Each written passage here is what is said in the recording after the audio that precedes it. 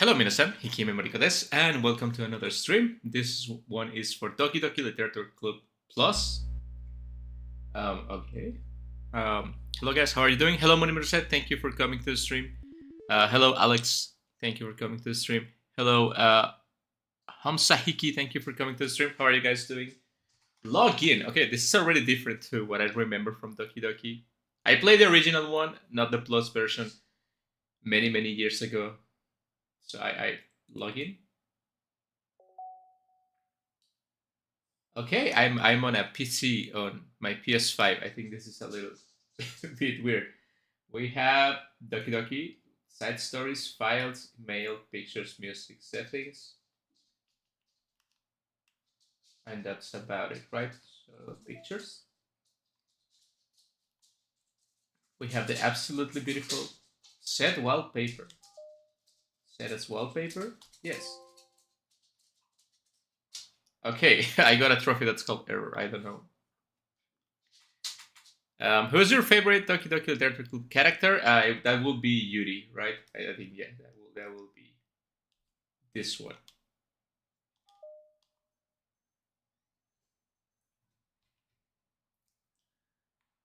Okay, I don't think I have anything else. Music.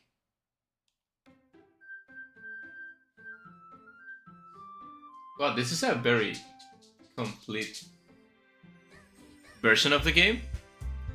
Gonna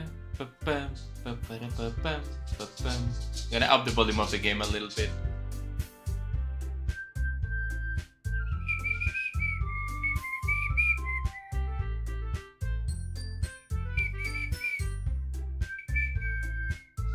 Okay, enough. Oh, I actually changed the wallpaper. That's nice. I guess we're just gonna hit Doki Doki. I'm not sure how the flow of this game goes. By Team Salvatore, right? Which I don't think they have done any other game since this one. I mean, related to Doki Doki anyway. Doki Doki, a totally normal visual novel, right? Let's go with new game.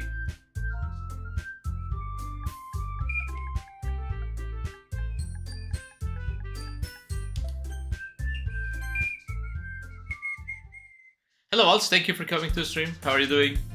I love Yuri. She's my favorite too. She's relatable. No, I'm not okay. I like her because she's purple and cute. Hey! I see an annoying girl running towards me from the distance, waving her arms in the air like she's totally oblivious to any attention she might draw herself. You know, I'm just gonna... How do I put this on? Like...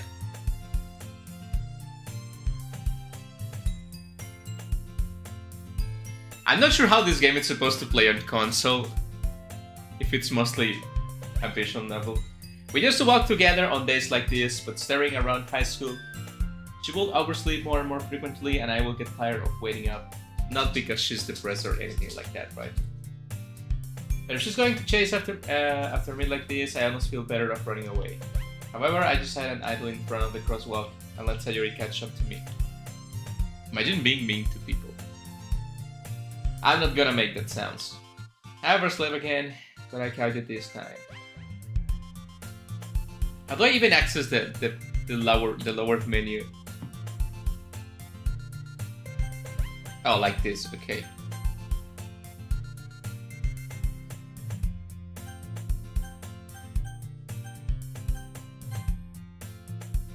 Let's do faster text. And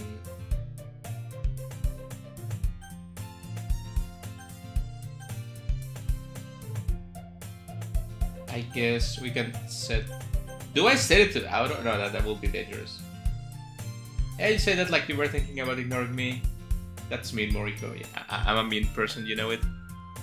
Have fun with the DLC, dude. Great stream. Thank you for coming. Well, if people stare at you for acting weird, then I don't want them to think we are a couple or something. Fine. But you did wait for me after all. I guess you don't have it in you to be mean, even if you want to.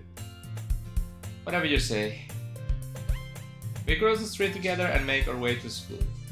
With rowdy, the streets become increasingly speckled with other students making their daily commute. I'm probably not gonna read the entirety of this because it's a really huge game and I will probably die. So I'm just gonna be reading some lines, and some lines I will just not. Let's go. By the way, have you decided on a club yet? Yeah, I want to join the anime club. I told you already, I'm really not interested in joining any clubs. I haven't been looking either. I like to go straight home and sleep. You told me you will join a club this year, did I? I'm sure it's possible that I did in one of many conversations where I dismissively got along with whatever she's going on about. That's a really mean thing to do. Sayori likes to worry a little too much about me when I'm perfectly content just getting by on the average while spending my free time on games and anime just like any average person that's playing this game. I was talking about how I worry that you won't learn how to socialize or have any skills before... Ouch! Your happiness is really important to me, you know? And I know you're happy now, but I die at the thought of you becoming a need. oh, my heart. Because you're not used to the real world. I'm not a need, but it hurts. You trust me, right? That made me keep worrying about you. Alright, right. I look at a few clubs, it makes me happy. No promises though. Will you at least promise me you'll try a little? Yeah, I guess I'll promise you that. Yay. I could let myself get lectured by such a carefree girl. More than that, I'm surprised I even let myself relent on it. I guess seeing her worry so much about me makes me want to ease her mind at least a little bit, even if she does exaggerate everything inside of her head. School day is as ordinary as ever, and it's over before I know it. After I pack up things, I stare blankly at the wall, looking at an ounce of motivation. Clubs.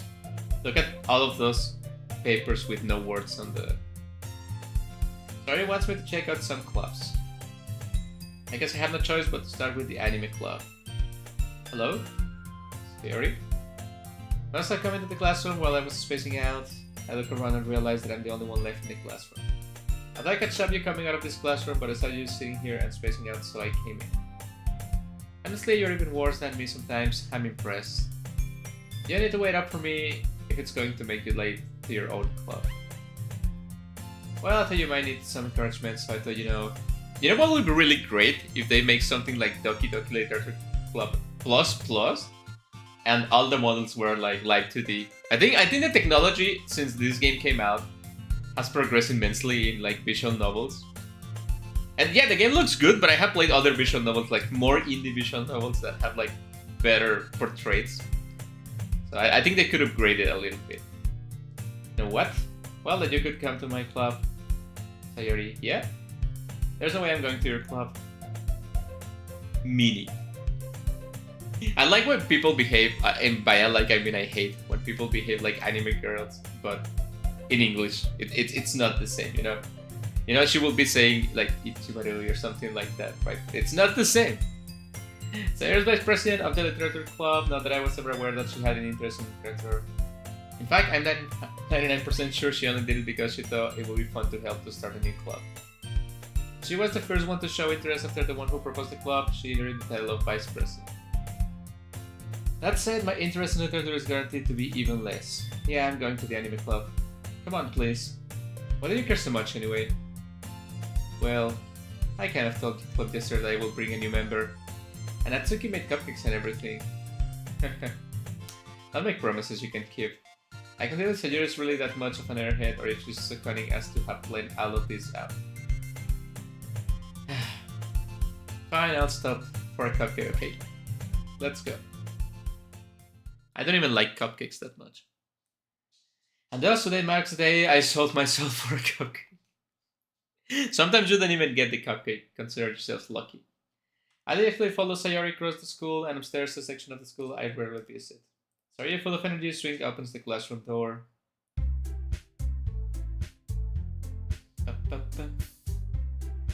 I told you don't call me a new member. I glance around the room. Girl 1. Welcome to the literature club. It's a pleasure meeting you. Sayori always says nice things about you. Seriously? You brought a boy? A boy? Way to kill the atmosphere. Yeah, there's not gonna be enough beauty if I'm here. Okay, what a nice surprise. Welcome to the club. All words escape me in this situation. Like, how does she know my name already? It's full of incredibly cute girls. What are you looking at? If you want to say something, say it. Sorry.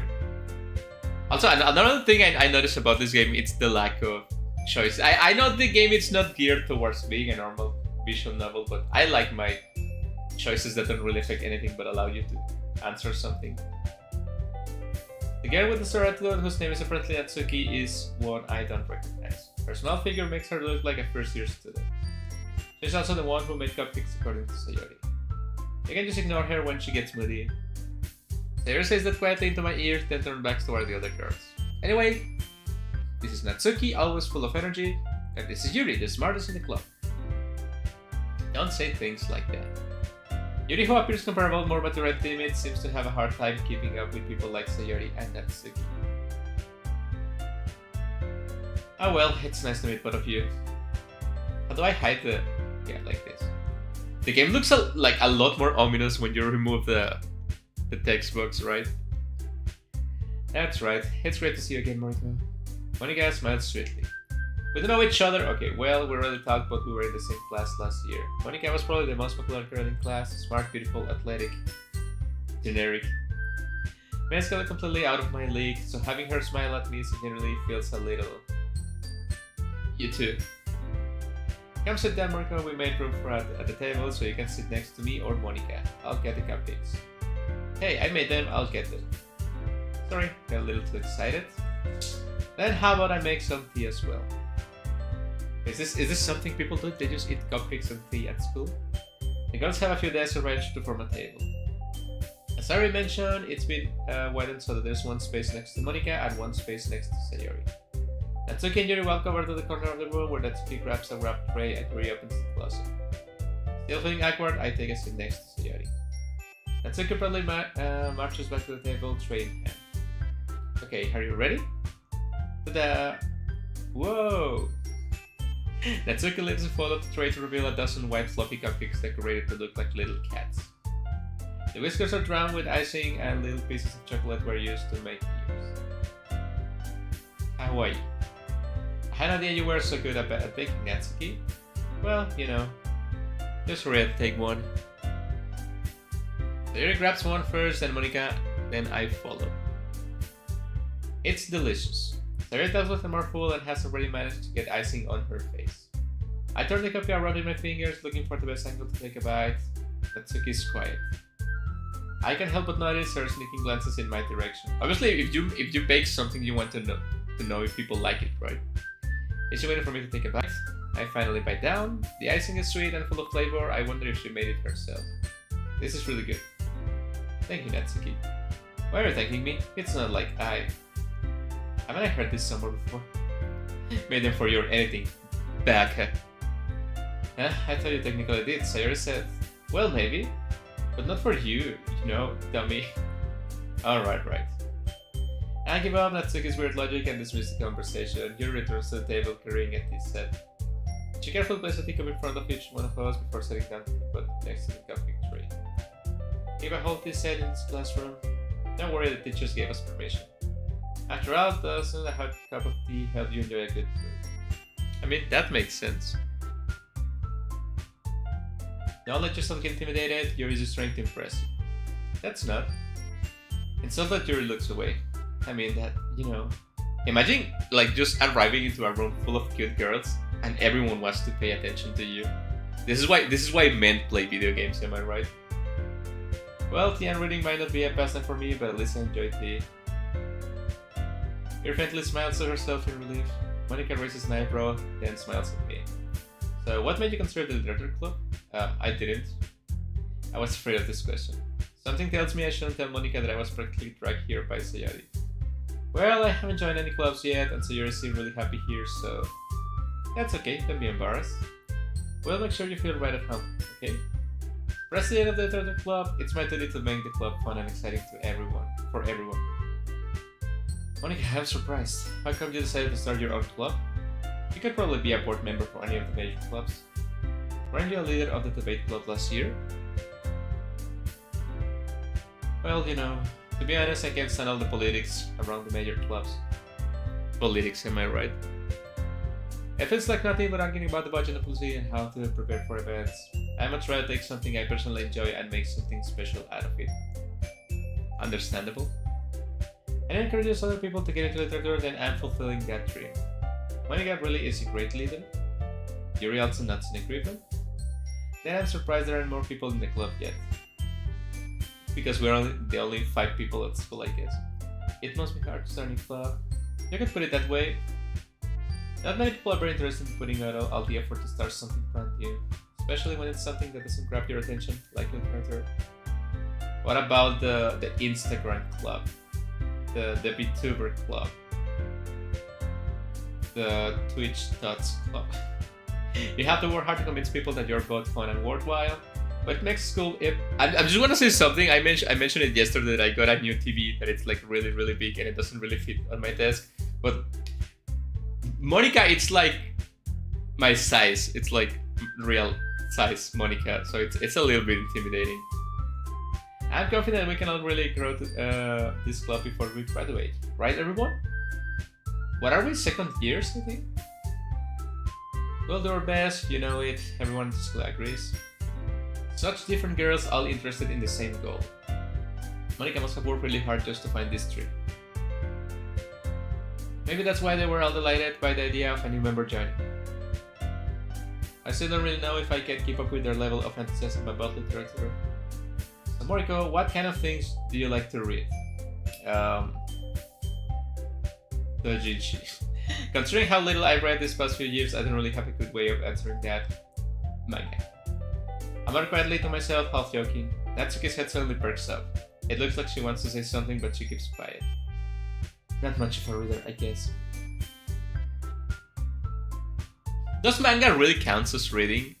I mean, I guess you're reading something, but it's mostly about the drawings, right? Maybe like light novels would be it. Does reading visual novels count as reading then? Because I have seen that most visual novels have more text than the average manga chapter, so I would say visual novels count as reading more than manga does. Well, we can change. What am I saying? I spoke without thinking after seeing Yuri's sad smile. Anyway, what about you, Yuri? Well, let's see. Yuri traces the rim of her teacup with her finger. My favorites are usually novels that build deep and complex fantasy worlds. The level of creativity and craftsmanship behind them is so amazing to me.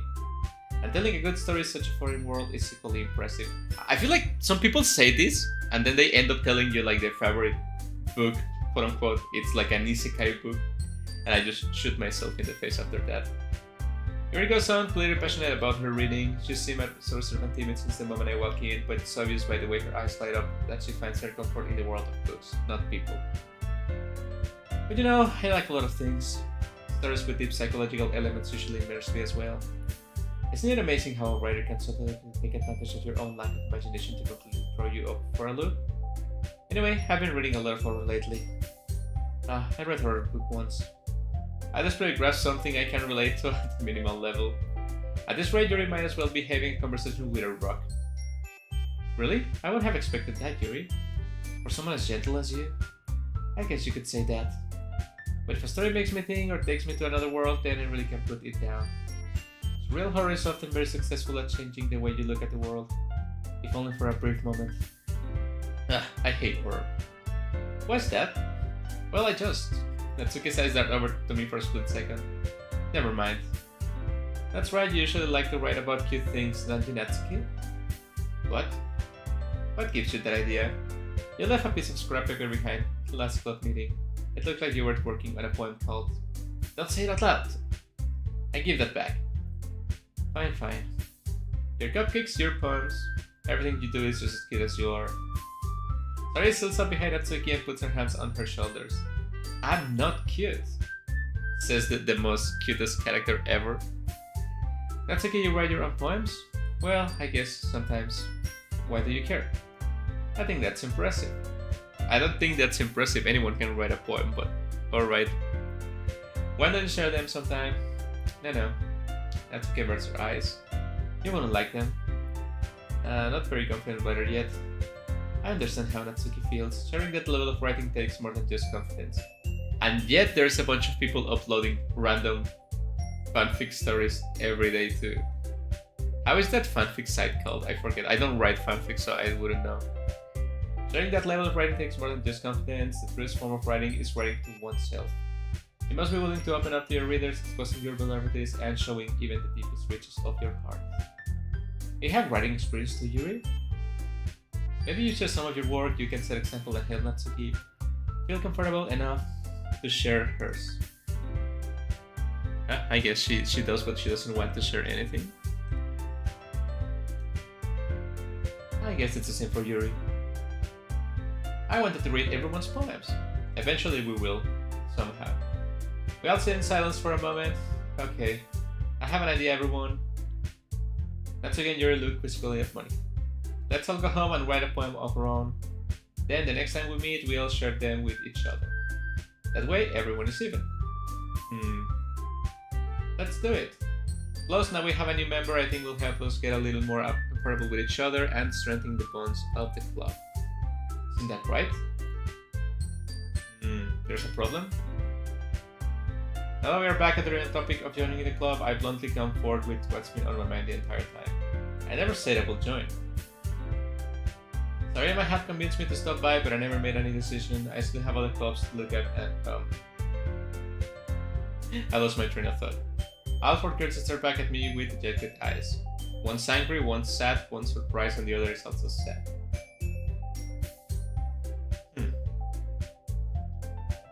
I'm defenseless against these girls. A man cannot say no to girls. That's the rule. How am I supposed to make a clear-headed decision when it's like this? That is, if writing poems is the price I need to pay in order to spend every day with these beautiful girls. Classic male behavior. I'm gonna put myself through something I don't want to do just to be close to a cute girl, right? Pathetic. But I will do the same thing, probably. I decided I'll join the literature club. One by one, the girl's eyes light up. She wraps her arms around me, jumping up and down. Hey, you really did scare me for a moment. If you really came for the cupcakes, I will be super pissed. Yeah, that would be disrespectful. And that makes it official. Welcome to the literature club. Thanks, I guess. I think with that, we can officially end today's meeting on a good note. Everyone remember tonight's segment. Write a poem to bring to the next meeting so we can all share. Monica looks over at me once more. Moriko, I look forward to seeing how you express yourself.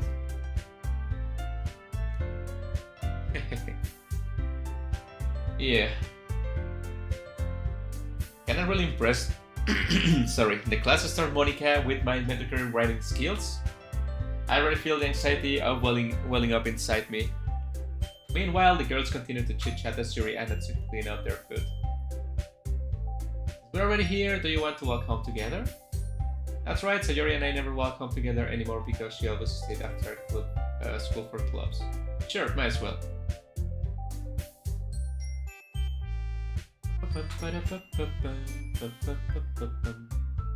With that, the two of us depart to the club room and make our way home. The whole way my mind wanders back and forth between the four girls. Sayori, Natsuki, Yuri, and Monica. Would I really be happy spending every day after school in a literature club? I mean, just look at them. Just look at them.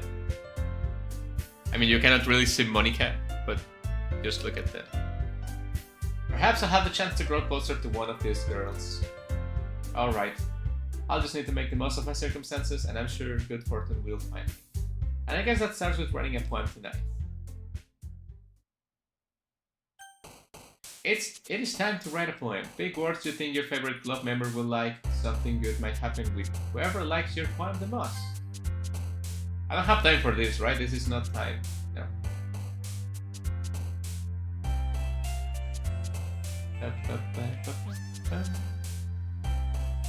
So if I choose a word, should I save before?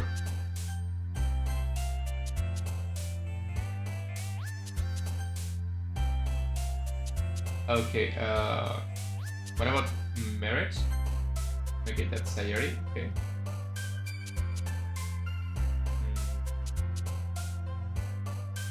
What about vivacious? No, that's Yuri, damn it. Promise? That's Sayori, okay. Family? That's Sayori too. Sunny? Sayori too. Let's go for Sayori first, right?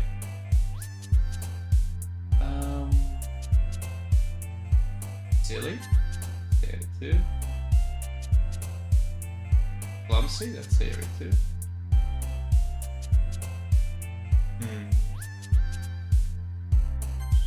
Area 2.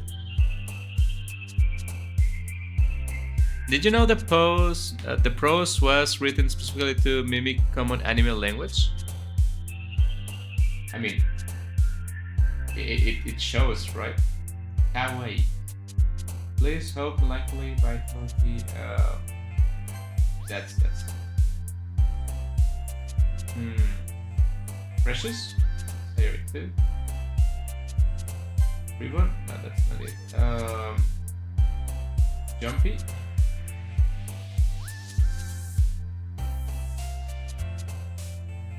What about Cage? No, that's Yuri, damn it. Doki. Cage, Mystery, Empty, Dance. Doki? Damn it. Doki Poetry Slam, okay. Party? Area 2.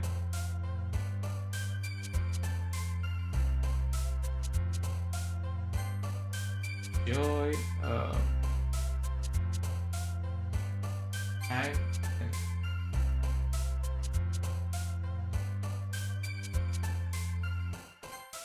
Damn it.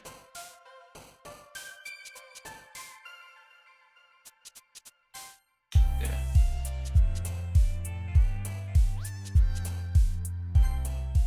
Damn it. I think I failed.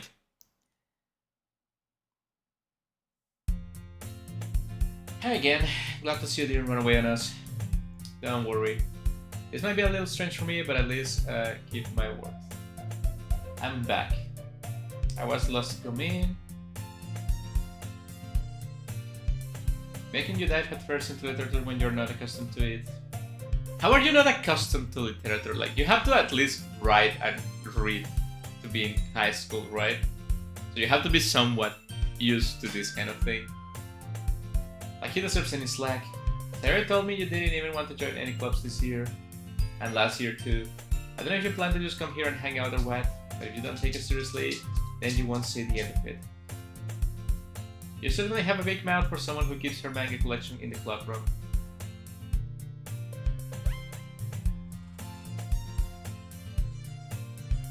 Natsuki finds herself stuck between Saint Monica and manga. Manga is literature. Swiftly, I mean, it is.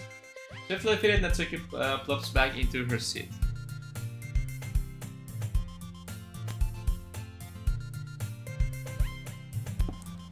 Making poems specifically goes further than your usual writing. I mean, yeah, but we're not doing like professionally or anything like that, so I don't think you need prior knowledge to make a bad poem, right? Don't worry guys, Moriko always gives it best as long as he's having fun. Even when I'm not having fun, I do give my best. He helps me with busy work without me even asking, like cooking, cleaning my room. How dependable. Maybe that's because your room is messy, it's distracting, and you almost set your house on fire once. I do know someone like that. You're really good friends, aren't you? I might be a little bit jealous. How come you and Moriko can be good friends too? Yeah, we can all be friends, and by friends I mean friends. Usually Sarah seems oblivious to the weird situation she just put me into. It even brought you something today, you know?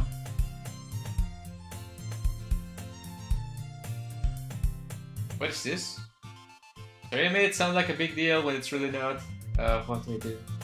I'm sorry, Yuri, I wasn't thinking. I guess that means it's up to me to rescue the situation. Hey, don't worry about it. First of all, I wasn't expecting anything in the first place, so any gesture from you is a pleasant surprise. That's not a nice thing to say. It'll make me happy no matter what. Yeah, I won't make it a big deal if you don't want it to be. Alright, here. He reaches into her bag and pulls out a book. I didn't want you to feel left out, so I picked out a book that I thought you might enjoy. It's a short read, so it should keep your attention. You Gen Z motherfucker. What, do you want some Family Guy episodes under the book so you can keep reading? And we could, you know, discuss it if you want. How is this girl accidentally being so cute? You might think that, but I have insider knowledge that girls just act cute to trap you. And they know full well they're acting cute. And once you're trapped, it's over. She may pick a book she thinks I like, despite me not reading much. Thank you, I'll definitely read this. I instantly take the book. You can read it at your own pace. I look forward to hearing what you think. Now that everyone's settled in, I expect Monica to kick off some scheduled activities for the club.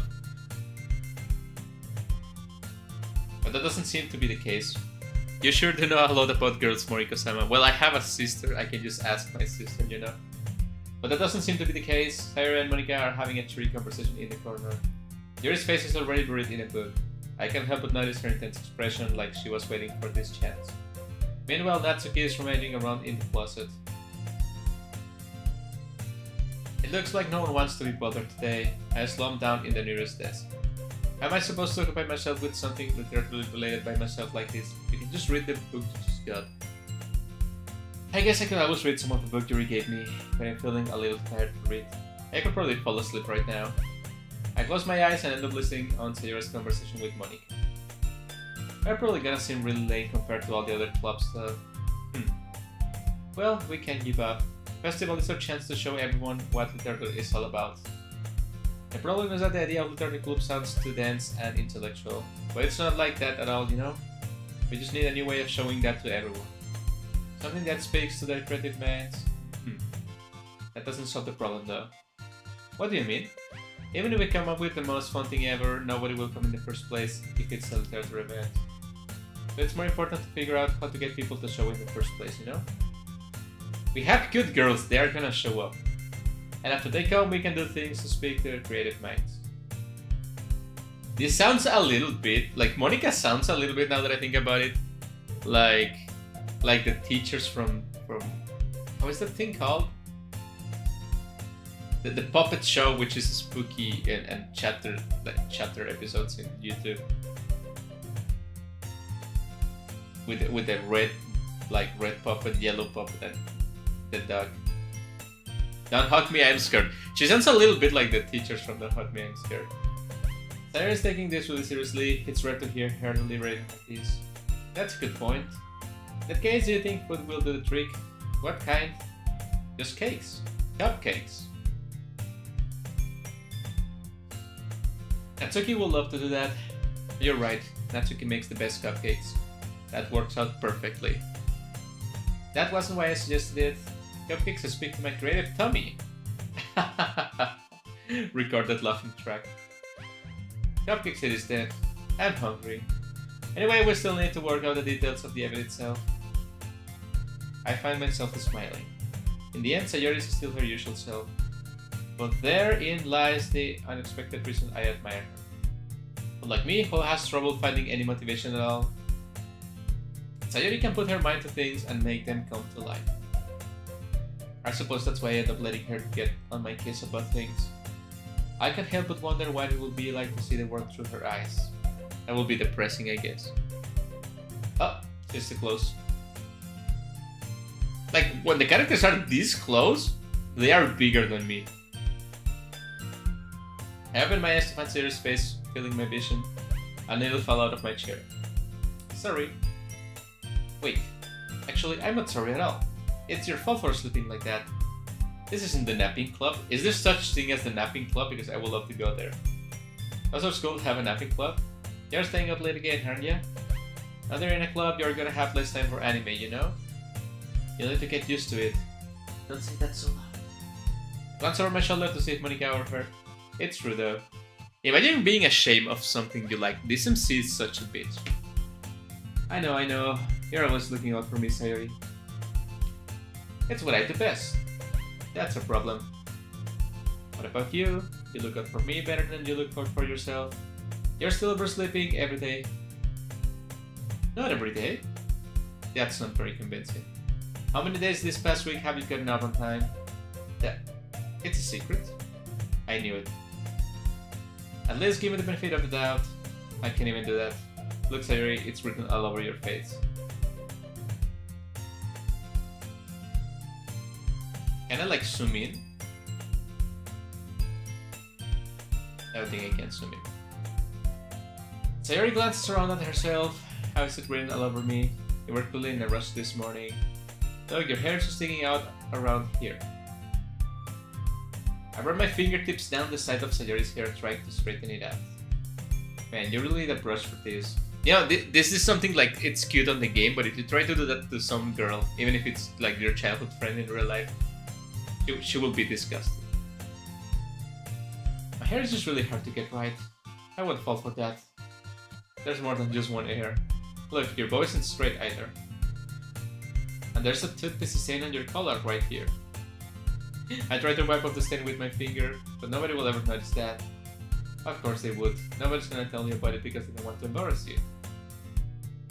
Fortunately, I really don't care about that. Meaning. And you don't even keep your blazer button up. Seriously, Sayori. Maybe it's hot outside. Look, it's very sunny. Why do you think you don't have a boyfriend yet? Maybe having a boyfriend is not a priority for everyone at school. That's super mean. Sorry, but you'll thank me later. I start to button her blazer from the bottom. Once you see how much better it looks, you'll change your mind. This is a weird angle.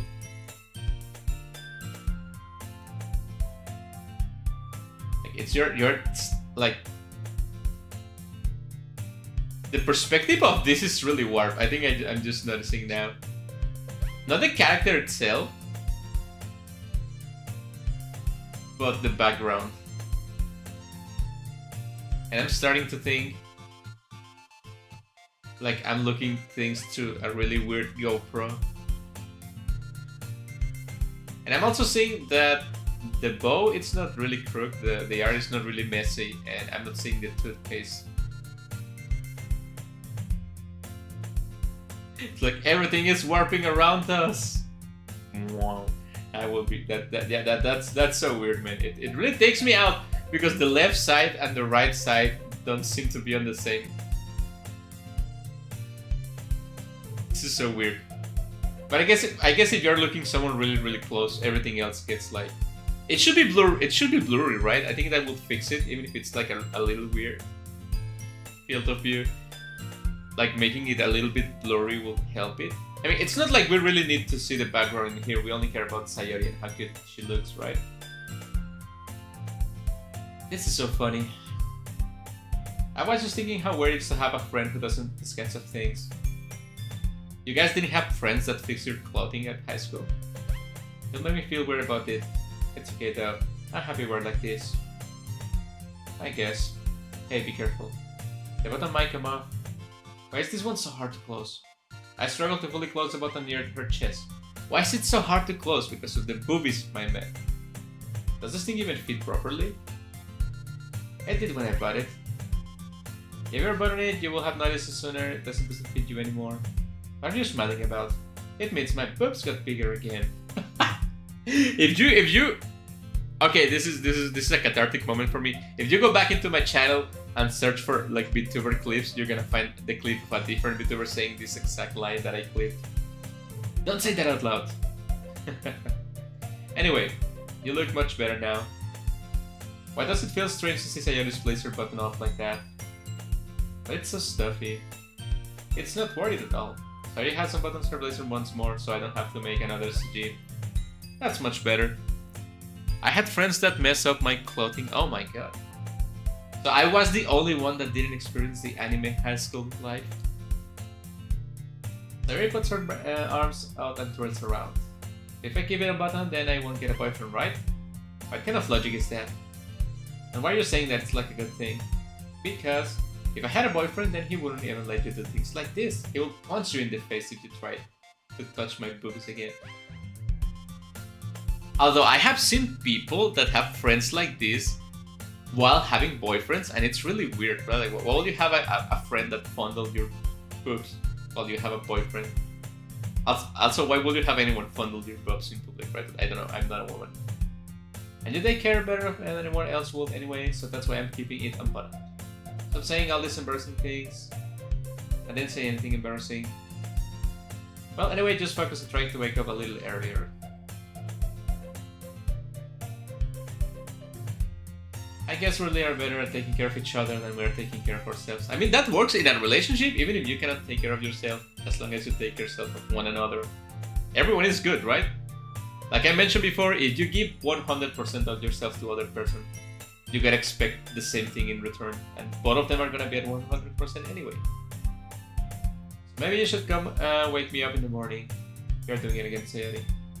But I was joking that time. Man, it's impossible to tell with you sometimes. Okay, everyone, shut up. Stop flirting around. Why don't we share the poems we wrote now? I felt so enthusiastic, but Sayori still trots away to retrieve her poem. By the way, did you remember to write a poem last night? I can't believe I agreed to do something so embarrassing. I couldn't really find much inspiration since I've never really done this before. Well, now that everyone's ready, why don't you find someone to share with? Sayori and Monika enthusiastically pull out their poems. Sayori's on a wrinkled sheet of loose leaf torn from a spiral notebook. That's the way to do it. On the other hand, Monika wrote hers in a composition notebook. I can already see Monika's pristine handwriting from where I sit. Natsuki and Yuri reluctantly comply as well, reaching into their bags. I do the same.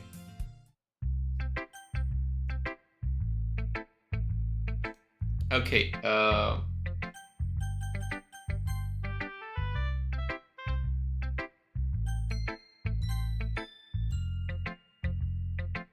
okay, so we have the beginning of the game. The first poem. The first choice, okay. Let's go with Sayori, right? I'm definitely most comfortable sharing it with Sayori first. She's my good friend after all. So Dayo. Oh my goodness. This is so good, Mariko. I love it. I had no idea you were such a good writer. You must be seriously overreacting. I'm not a good writer at all. I honestly have no idea what I'm doing. Well, maybe that's why. Because I have no idea what I like either. that sounds like people that like normie things. Like, I love this thing because I don't know what I like. And if you tell me I have to like this, I'm gonna like it. I'm sure Yuri's opinion has to be a little bit more constructive than this. Maybe even Natsuki's. Are you sure you didn't like it because I wrote it? But I'm sure that's part of it. I think I understand you better than a lot of other people you know. So when I read your poem, it's not just a poem. It's a Mariko poem. That makes it feel extra special. What if I name myself Pig in this game, so you would say it's a pig poem? Like, I can feel your feelings in it. Sayori hugs the sheet against her chest. You're so weird. Imagine being so mean to someone that loves you so much. I know it's playing on the distracted MC, like, trope from visual novels and manga and anime, whatever. But imagine being so disrespectful. It just reminds me of how you're really a part of the club now. Not to mention the fact that I'm standing in front of you in the club room. I'm not really into it yet, but that doesn't mean I'll break my promise. It's like I said before, deep down you're not selfish at all, you know? Trying new things like this for other people, that's something that only really good people do. I'm not sure Sayori sees the full picture of my motive here. Then again, I can deny that's just part of the reason I joined. Knowing how much this means to her, I'm going to make sure you have lots of fun here, okay? You better do.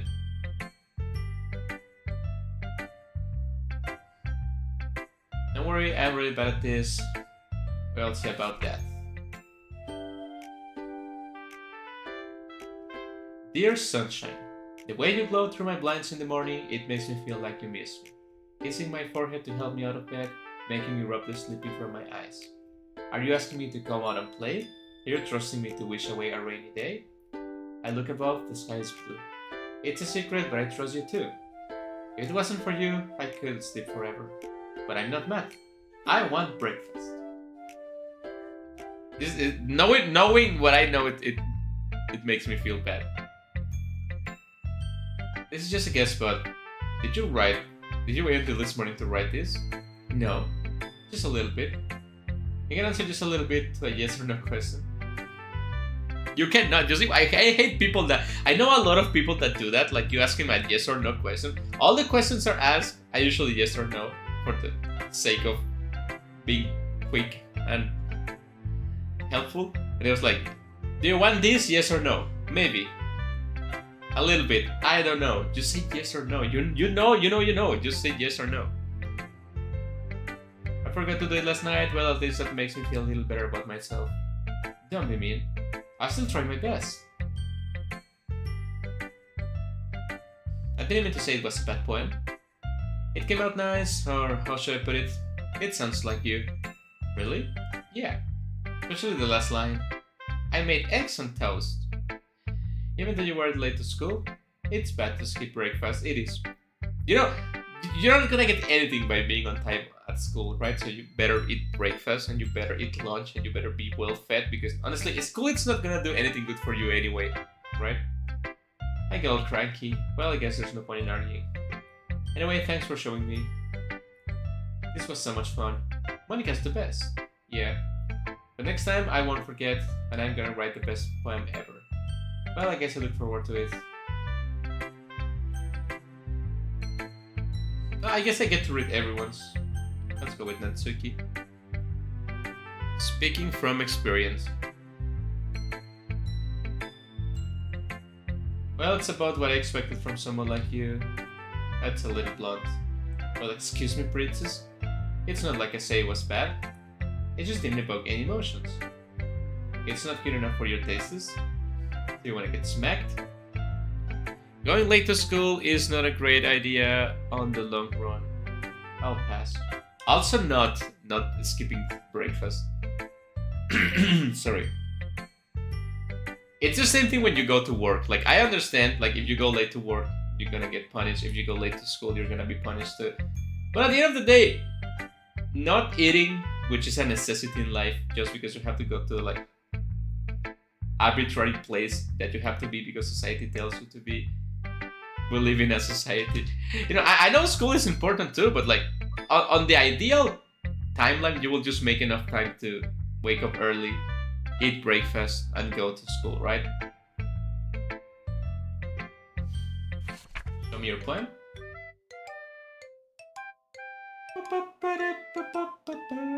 I love this one. Eagles can fly. Monkeys can climb, crickets can live, horses can race, owls can sing, cheetahs can run, eagles can fly, people can try, but that's about it. I told you they weren't gonna like it. I like it. What? Just be honest. I am. Why are you so convinced that I wouldn't like it? Well, because everyone in high school thinks that writing has to be all sophisticated and stuff. Some people don't even take my writing seriously. But isn't the point of a poem for people to express themselves? Your writing style wouldn't make your message any less valid. Exactly! I like when it's easy to read, but it hits you hard, like manga. Like in this poem, seeing everyone around you do great things can be really disheartening. Oh man, Natsuki, you and I are the same. So I decided to write about it. I understand. But the other nice thing about simple writing is that it puts more weight on the wordplay. Like I set up for a rhyme at the end, but then made it fall flat on purpose. It helps bring out the feelings in the last line. So you did. And explaining it only makes it better. I guess more went into this than I realized. That's what it means to be a pro. I'm glad you learned something. Didn't expect that from the youngest one here, did you? I guess not. I decided to humor her with the last comment. I don't really care how old everyone is, but if Natsuki's feeling proud, then I won't take that away from her. That's a nice thing to do. This poem is fucking farce. I have never had breakfast before going to school. Now that you mention it, I think it depends on the country, right? Because I remember speaking to people from like other countries, and they usually don't have breakfast ever. They just have like a cup of coffee maybe. Let's go with Yuri. Well, I'm used to having breakfast. I cannot function without breakfast, but then again, I just like to eat a bunch every day, so that might be it. Yuri states at the poem, a minute passes more than enough time for her to finish reading. Sorry, I forgot to start speaking. It's fine, don't force yourself. I just need to put my thoughts into words. Hold on. Okay. This is your first time writing a poem, right? Yep. Why do you ask? I'm just making sure because it fucking sucks. I just know maybe after reading through it. Yeah, so it's that bad. No, did I just raise my voice? Sorry. Yuri buries her face in her hands. I can't help but notice that even several minutes after we really haven't gotten anywhere. I might take Yuri a while to get used to new people. It's fine. I really didn't notice. What were you saying? It's just that there's a specific writing habits that are usually typical of new writers. Having been through that myself, I kind of learned to pick up on them. The most noticeable thing I recognize in the new writers is that you try to make their style very deliberate. In other words, they tend to pick a writing style separate from the topic matter and they form fit the two together. The end result is that both the style and the expressiveness are weak. Once she refines her train of thought, it is her demeanor totally changes. Her stammering is completely gone and she sounds like an expert. Of course, that's not something you can be blamed for. There are so many different skills and techniques that go into writing even a simple poem. Not just finding them and building them, but getting them to work together is probably the most challenging part. It might take you some time, but it all comes with practice and learning by example and trying new things. I also hope that everyone in the club gives you valuable feedback. I think it can be a little bit biased though. Biased how? Well, never mind. I shouldn't be talking about people like that. Sorry, it's fine. I'm sure you're listening to herself, to me, or to Natsuki. Do you mind if I read your poem now? Please do. I love to share my thoughts process behind it. Yours man's frameless, but very good for her. Which itself is kind of funny. After all, it's supposed to be a literature book. Oh, the very fancy music. The ghost under the light. The tendrils of my hair illuminate beneath the amber glow. Bang, it must be this one. The last remaining streetlight to have withstood the test of time. The last yet to be replaced by the sickening blue-green hue of the future. I bait calm. Breathing hair of the present but living in the past. The light flickers, I flicker back. Too deep for me. I'm sorry I have such terrible handwriting. What? I wasn't thinking that at all. But it took you a long time to read. Well, I just don't read script very often. Yeah, same. I was like, what is that? I forgot how to read script. I actually think your handwriting is pretty. That's a relief. Also, I like the poem. And though it's short, it was really descriptive. It was too short. I should write longer poems. Not at all. I'm really glad you like it. I'll be honest. Since your first time sharing, I wanted to write something a little bit more mild. Something easy to digest, I suppose. For your simple monkey mind. Are you into ghosts, Yuri? Uh-huh. Actually, the story isn't about a ghost at all, Moriko. Really? I must have totally missed that point. Well, I suppose you did only glance over it after all. But remember that poets often express their own thoughts, feelings, and experiences in the work. They usually do more than tell a simple story or paint a picture. In this case, perhaps the subject of the poem is only being cinematically compared to a ghost. Lingering in her last remaining place of comfort, unable to let go of the past. And soon to be left with nothing. That's a lot more solemn putting it that way. I hadn't even thought about that. That's impressive. It's nothing really. Well, it makes me happy that you think that. Just remember that it won't be alone before you pick up these things too. Yeah, maybe you're right. I just have to keep trying. I'm counting on you. And then we have money, right? Does the order really affect anything in here? Having a good time so far? Yeah. By the way, since you're new and everything, if you ever have any suggestions for the club, like new activities or things we can do better, I'm always listening. Don't be afraid to bring things up, okay? Alright, keep that in mind.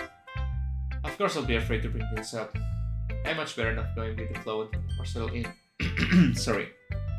Anyway, want to share your poem with me? It's kind of embarrassing, but I guess I have to. Don't worry, Moriko. We're a little embarrassed today, you know? But it's that sort of area that we'll learn to get past soon. Yeah, that's true. I had Monica in my poem. I like this one. It makes me think of something Sayori would like. Is that so? You and Sayori are really good friends, right? It wouldn't be surprised if you had those sorts of things in common. But as we all know, it doesn't really matter in the end. Nope, only what you write in the poem. Okay, yeah. Oh well, we might be good friends, but Sayori are very different. Well, that might be the case, but maybe there are some old similarities that you won't expect. The way she talks about you, it sounds like you two really care about each other's well-being. Even if you show it in different ways, it ends up being more similar than you think. I think that's the kind of vibe I get when reading your poem. Could be. But in any case, Aira's writing has kind of a gentle feel to it. I can tell that she likes exploring with emotions like happiness and sadness. I knew that something so happy will enjoy sad things too. Yeah, that's totally unexpected. It's not like people can be depressed and fake being happy. Well, to each their own. You shouldn't be afraid to experiment a little bit either. I'm sure I'll end up trying different things too. It could take a while before I feel comfortable doing this. That's okay. I love to see you try new things. That's the best way to find the kind of style that suits you. Everyone else might be a little biased towards their own kinds of styles, but I always help you, so don't hurt yourself. It's not like I have to worry about impressing them or anything. Now that I think about it, Moriko and Monica, it's kind of the same. It's just two letters different. Do you want to read my poem now? Don't worry, I'm not very good at it. You sound pretty confident for someone who claims not to be very good. Well, that's because I have the sound confident. That doesn't mean I always feel that way, you know? Well, let's read it.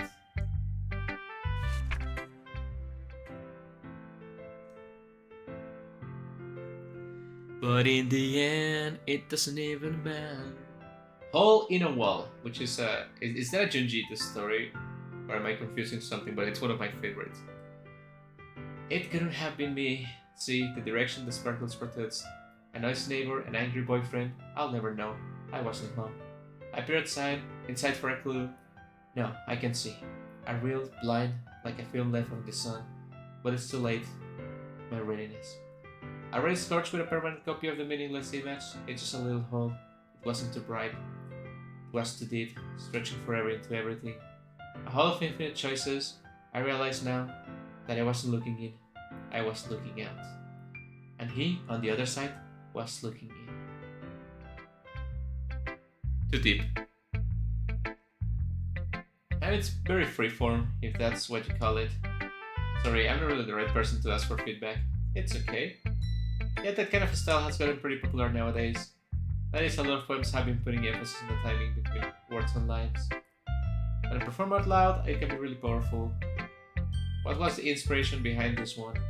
Well, I'm not sure if I know how to put it. I guess you could say that I had some kind of epiphany recently. It's been influencing my poems a bit. An epiphany? Yeah, something like that. It's kind of nervous to talk about deep stuff like that because it's kind of coming on strongly. Maybe after everyone is better friends with each other. Anyway, here's Monica's writing tip of the day. Sometimes when you're writing a poem or a story, your brain gets too fixated on a specific point. If you try so hard to make it perfect, then you'll never make any progress. That's really useful feedback, like advice for making indie games too. Just force yourself to get something done on the paper and tidy up it later. Another way to think about it is this.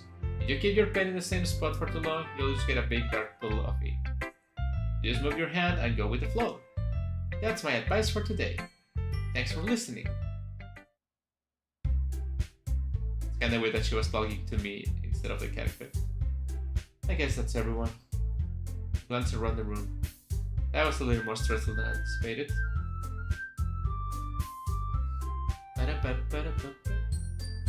This is the theater club. I guess that will end up getting myself into. Across the room, Sayori and Monica are happily chatting. My eyes land on Yuri and Natsuki. They gingerly exchange sheet of papers sharing their respective poems. As I read in tandem, I watch each of their expressions change. Natsuki's eyebrows furrow in frustration, meanwhile Yuri smiles sadly. Slouch. Yeah? Did you say something? No, it's nothing. Natsuki dismisses her Jones up onto the desk with one hand. I guess you could say it's fancy. Thanks. Yours is cute. Cute? Did you completely miss the symbolism or something? It's clear about the feeling of giving up. How can that be cute? I know that. I just meant the language, I guess. I was trying to say something nice. I mean, you have to try hard to come with something nice to say? Thanks, but already didn't come out nice at all. Well, I do have a couple of suggestions. I was looking for suggestions I will have as someone who actually like it. Which people did, by the way. I already like it, and Mariko did too. So based on that, I'll gladly give you some suggestions of my own. First of all, excuse me. I appreciate the effort, but I spent long enough censoring my writing style. I don't care about your manga reading opinions.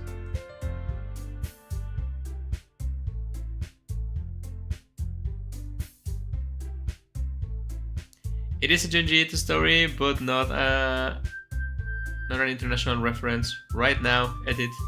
Later, very true. I have a flawed stomach. Bye. Me too, kind. Me too. Thank you, Nameless. Very cool, very informative thing to say on someone's chat. I know, right? I appreciate the effort, but I spent a long time establishing my writing style. I didn't expect it to change that soon, unless of course I come across something particularly inspiring. Which I haven't yet. Harmonico liked my poem too, you know? He haven't told me he was impressed by it. I know this game it's dark and Natsuki suddenly stands up. Oh, I didn't realize you were so invested in trying to impress our new member, Yuri. Eh? That's not what I... Yuri stands up as well. Maybe I'm just jealous that Mariko appreciates my advice more than he appreciates yours. Imagine... I know this game is so spooky and everything, blah blah blah blah, but imagine... having two cute girls fighting over you. That, like, even 3, even 4 of them. Huh? And how do you know he didn't appreciate my advice more? Are you not full of yourself? No. If I was full of myself, I will definitely go off my way to make everything I do overly cutesy. Oh, that's sick burn! Oh man, I love Yuri. That was a sick burn. Is everyone okay? Well, you know what? I wasn't the one whose boobs magically grew a size bigger as soon as Marika started showing up. Did they? I was honestly not looking at their boobs. I don't think they do because I think they edited the model or something for that. Natsuki. Natsuki, that's a little... This doesn't involve you. I don't like fighting, guys. Suddenly, but girl turns towards me as if they just noticed I was standing there. She's just trying to make me look bad. That's not true. She started it. If she could get over herself and learn to appreciate the simple writing is more effective, then this wouldn't have happened in the first place.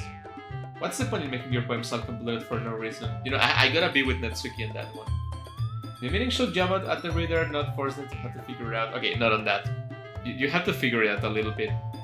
Let me explain that to her, Mariko. Wait, there's a reason we have so many deep and expressive words in our language. Yeah, that's true. It's the only way to convey complex feelings and meaning the most effectively. Avoiding them is not only unnecessarily limiting yourself, it's also a waste. That's also true. You understand that, right, Mariko? How did I get dragged into this in the first place? It's not like I know anything about writing. But whoever I agree with, they'll probably think more highly of me.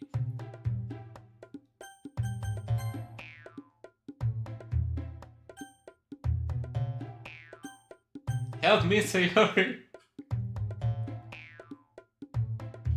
Very anime kawaii tsugoi desu. Help me, Sayori. Natsuki glares at me, trying of any words I had in my mouth. So instead I turn to Yuri. Yuri. But Yuri's expression is so defenseless that I can bring myself to say anything to her. Sayori. Yeah? Everyone's fighting is making Sayori comfortable. How can you two keep fighting when you know you're making your friend feel like this? Well, that's her problem. This isn't about her. I agree. It's unfair for others to interject their own feelings in our conflict. That's true. Unless Sayori wants to tell Yuri what a stuck-up jerk she's being, she would never. It's your immaturity that made her upset in the first place. Excuse me? Are you listening to yourself? This is exactly why. Exactly why nobody likes. Stop! Wait a minute. That's okay, Yuri. You guys are my friends. The music of this game is so generic, excluding the main theme, which is really beautiful. The rest of the music, I know it's like kind of on purpose because it's a generic visual novel on purpose. You guys are my friends. I just want everyone to get along and be happy. My friends are wonderful people, and I love them because of their differences. Natsuki's poems, they're amazing because they give you so many feelings with just a few words. And Yuri's poems are amazing because they paint beautiful pictures in your head. Everyone's so talented. So are we fighting? Because, well, it's because of me. If you put a man, it only causes troubles. Natsuki's cute and there's nothing wrong with that.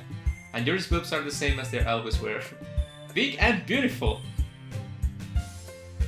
Sayori. Monica stands behind her with a bewildered expression. I'll make something.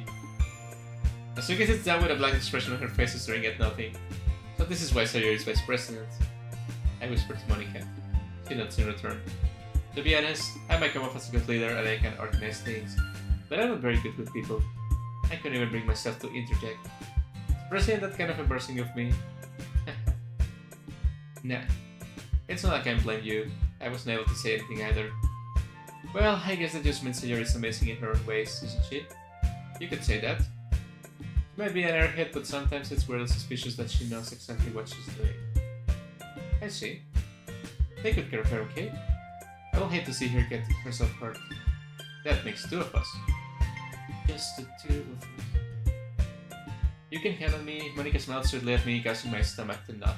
Really? I don't find Monica that cute. Such a genuine person really does make a good president, regardless of what she says. If only I could get the chance to talk to her a little more. Okay, everyone. It's just about time for us to leave. How did you all feel about sharing poems? It was a lot of fun. Well, I say it was worth it. It was alright, well, mostly. How about you? Yeah, I'd say the same. It was a neat thing to talk about with everyone. Awesome. In that case, we'll do the same thing tomorrow, and maybe you'll learn something from your friends too. So your poems will turn out even better. I actually forgot how to play this game since it's been so long, so I'm just gonna keep pushing Sayori's buttons. I did learn a little more about the kind of poems everyone likes. With any kind of luck, that means I can at least do a better job in person because I want to impress. I nod to myself with a newfound determination. Work. Ready to walk home? Sure, let's go. Sayori beams at me. It really has been a while since Sayori had to spend this much time together. I can't really say I'm not enjoying it either. But what happened earlier? You know, between Yuri and Natsuki. Does that kind of thing happen often? No. That's really the first time I've seen them fight like that. It's because of me.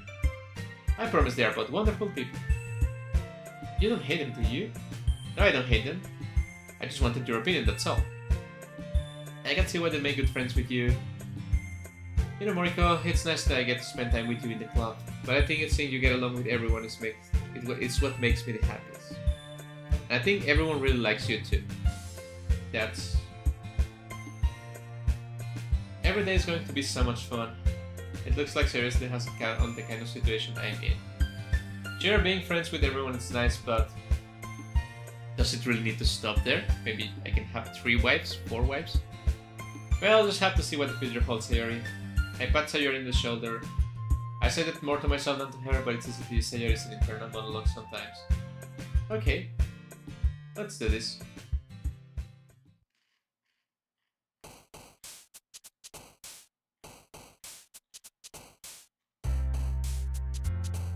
Can you exit the game? The Plus version has a built-in desktop. I think I can.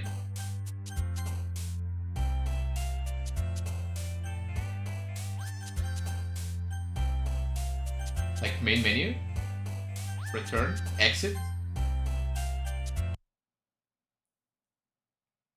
Oh, I unlock side stories, okay.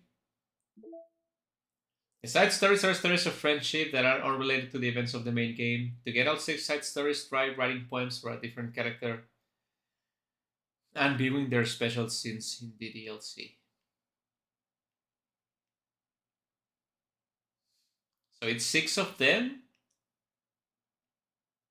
So it's 2 per character with Monica, I guess.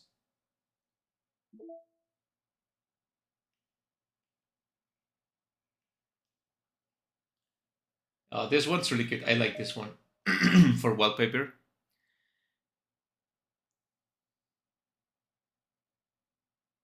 Oh, there's also the poems. Okay. Oh, so this will be easy to know what I'm missing.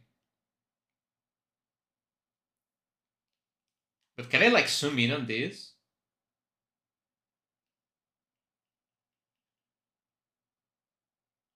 Sketch of Sayori's initial character design drawn by David Evelyn. A concept sketch of the complete cast drawn by Kagefumi. Can I say it? I like how the characters look in this more than they actually do in the game. Especially Yuri, I think it's much better. Sayori looks more generic a little bit. Natsuki, it's the same thing, right?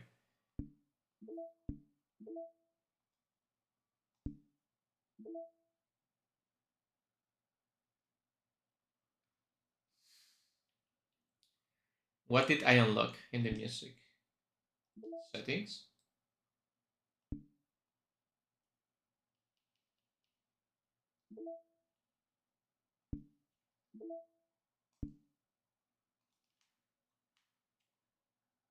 Now let's just go back to Doki Doki.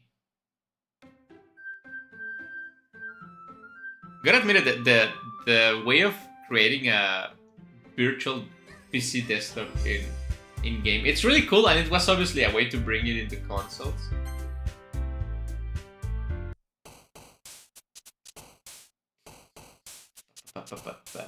Rain Cloud for Sayori. Strawberries for Natsuki.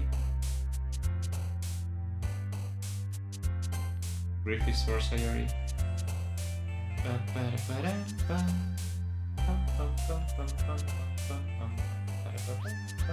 Playground? Oh. Chocolate dinner.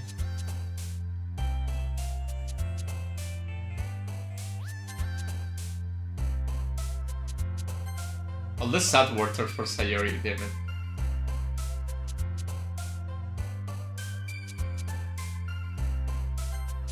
Cute things are for Natsuki. Doki Doki is for Natsuki, damn it. Marriage. Kiss. Hope. Misery.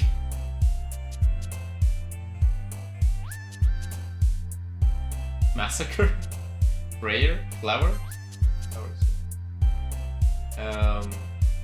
Lost. Silly.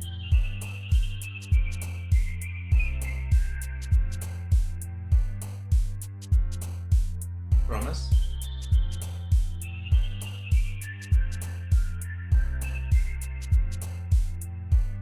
Summer? No. Well, of course summer is for Natsuki, it's Natsu. What am I even thinking?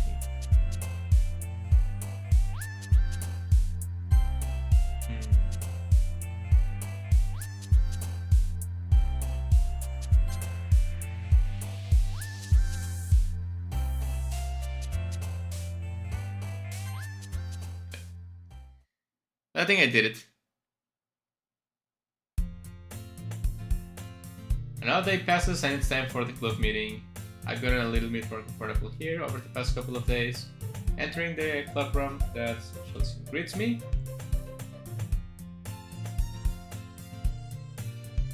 Yo! Looks like you're in a good mood today. I'm just not used to being in the club, that's all. I see. That's a pretty simple thing to get into a good mood. But I guess it's always the simple things with you, anyway.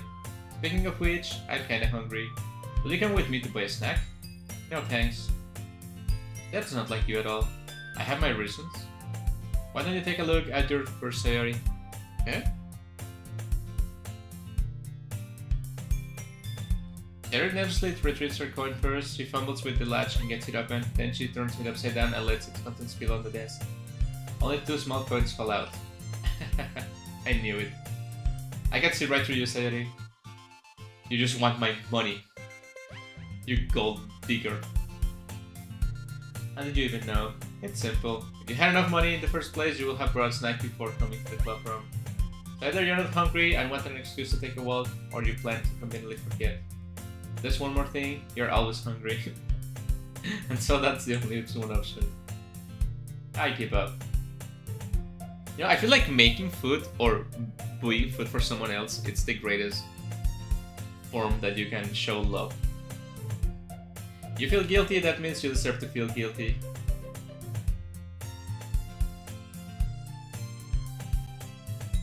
I wasn't listening or anything. I was just something in my book.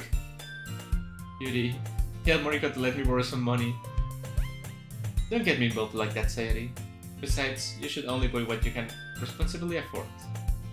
And frankly, after pulling a mischievous little stunt like that, your suffering is fair enough retribution. I agree with that. I didn't mean that. I got disturbing to my book. I really like when you speak your mind, Yuri. It doesn't happen much, but it's a fun side of you. There's no way you could think that. You were right, though. I did something bad, and now I have to accept the rebel. Fucking retarded. Retribution. That. Still coming from you, Sayori. I guess there's a little devil inside all of us, isn't there? Don't let her fool you. Sayori knows exactly what she's doing. After all, she told you guys she was bringing me to the club before she even told me.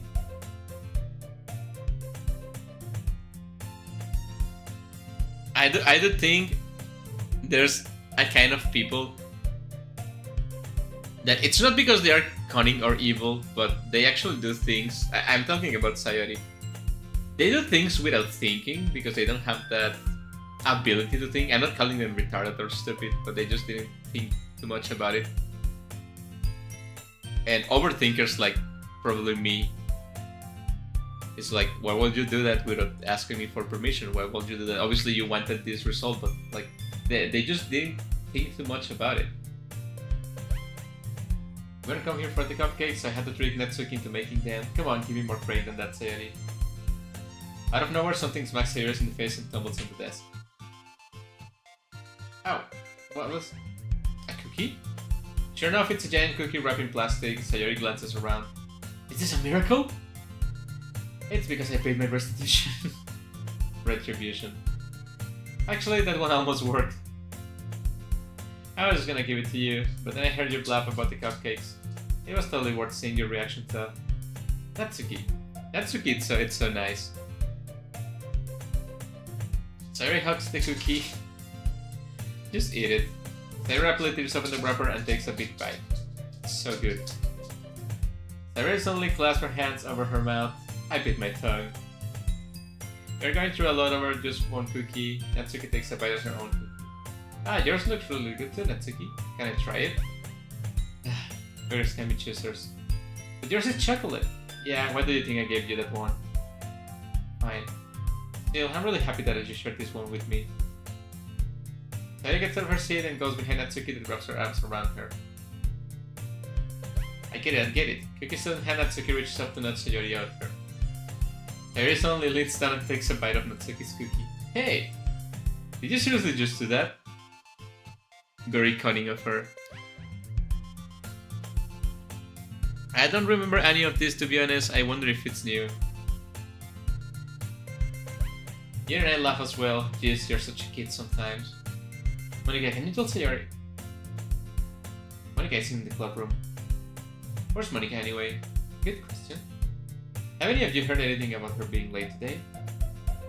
To be honest, I also don't remember this conversation, but I would be lying if I'd say I pay a lot of attention to this. But then again, it's been like a long while since I played this game. Never mind, I specifically remember Sayori doing this too. Yeah, I haven't either. That's a bit unusual. I hope she's okay. Of course she's okay. There's probably just something to do. Like, I'm gonna be honest, the characters talk too much in this game about things that don't really matter that much. And you would say like, oh, they matter if you pay attention. Some of them, not all of them. So while I was playing this game, I kind of spaced out a little bit. And then I spaced back in.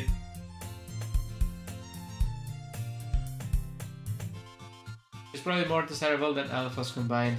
That's true. Excuse me? Sound like the door swings open. Sorry, I'm super sorry. Ah, there you are. I didn't mean to be late. I hope you guys weren't worried about anything. Monika chose the club over her boyfriend after all. You're so strong-willed. Boyfriend? What are they talking about? Monika quizzically glances at me. Never mind. What held you up anyway? Well, my last period today was study hall. To be honest, I kind of just lost track of time. That makes no sense though. You'll have the bell ring at least. I must learn her blah blah, practicing piano. She's the most generic perfect girl ever. Dialogue-heavy games have dialogue, the horror. Yeah, I mean, you can have... That's visual novel for you. You can have dialogue, I'm not saying you cannot. But you have to make it interesting. And a bunch of these just chit-chatty conversations. When you know that well, even the first time I played Doki Doki, I knew something. I didn't know exactly what, because I didn't watch like playthroughs or anything, but I knew something was up. And the game, I know it plays like the first half of the game, it's just a normal like visual novel. The second part of the game, it's like the spooky part. But the first part takes so long. Like so long for absolutely... Yeah, obviously it's for the build-up for, you know, what happens at the end of the normal, at the first part, right? I understand that. I'm not saying it doesn't work because it works. I'm just saying it's kind of boring for me to be reading all of this. Especially out loud, it just takes longer. Maybe once I get a little bit better, I will. That sounds cool. I also look forward to it. Is that so? In that case, I won't let you down, Monica. Monica smiled sweetly. I didn't mean any pressure or anything like that. Don't worry. I've been practicing a whole lot recently. Maybe for the ending song of the game. I really love the chance to share once I'm ready. In that case, the best of luck. Oh, did I miss anything? Not really. I just alluded about Sayori's mischievous escapade. I'm sure Natsuki will end up complaining to her anyway. It looks like everyone has already settled down. Sayori's somehow already finished one entire cookie. Yuri's back in her book. Natsuki disappeared in the closet. Moriko, Sayori suddenly comes up to me. I'm gonna get some supplies from another classroom. Want to come with me? What for? Well, you know, the festival is coming up. Me and Monica were gonna make some posters and stuff. So I need to go find some crayons, markers, and glue sticks. Sure.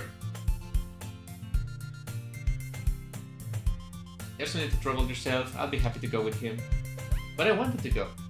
It's so much fun exploring empty classrooms and stuff. Okay. It was just a suggestion. See if you can find poster paper too, okay? Let's go. Sayori and I exit the club room. I follow behind Sayori, hums and skips around the hallway. Honestly, I feel like I'm talking to a kid. I'm taking a kid to the mall. Then what's happening to my boys today? Or any day, for that matter. Sayori finds pleasure in the simplest things sometimes. What exactly are we doing for the festival anyway? I'm gonna drink something, give me a second.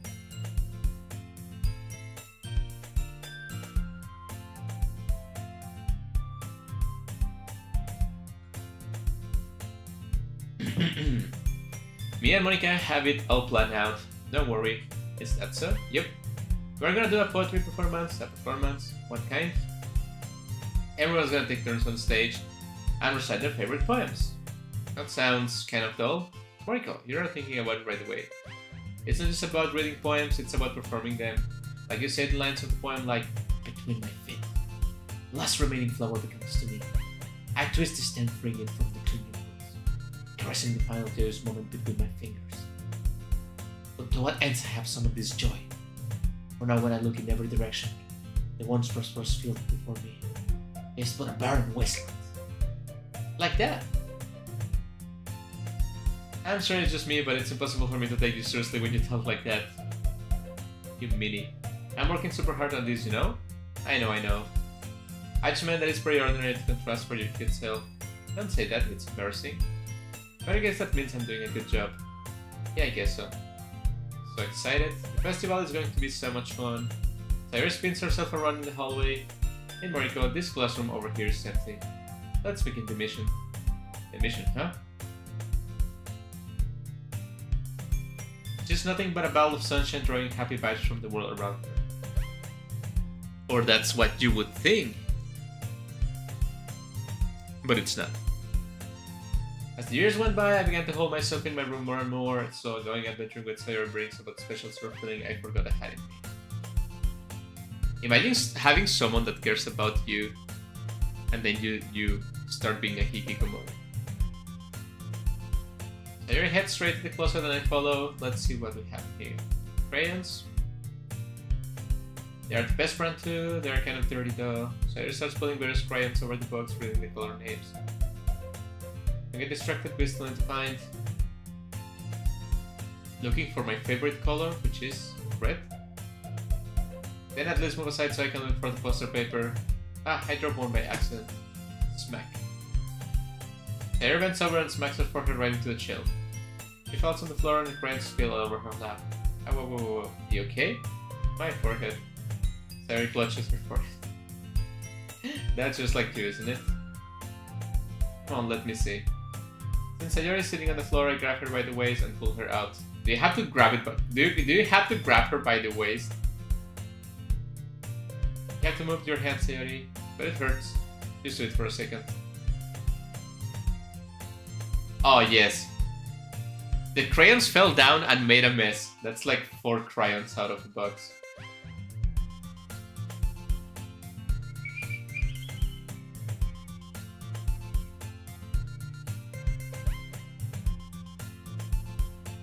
Very cute illustration, by the way. I'm appreciating the details. How big are these closets that you can keep chairs inside? By the way, yeah, I think the perspective on some of these things are like weird.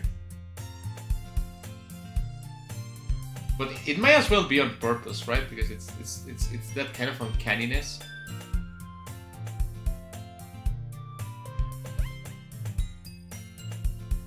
Wait, the closet has handles on the inside?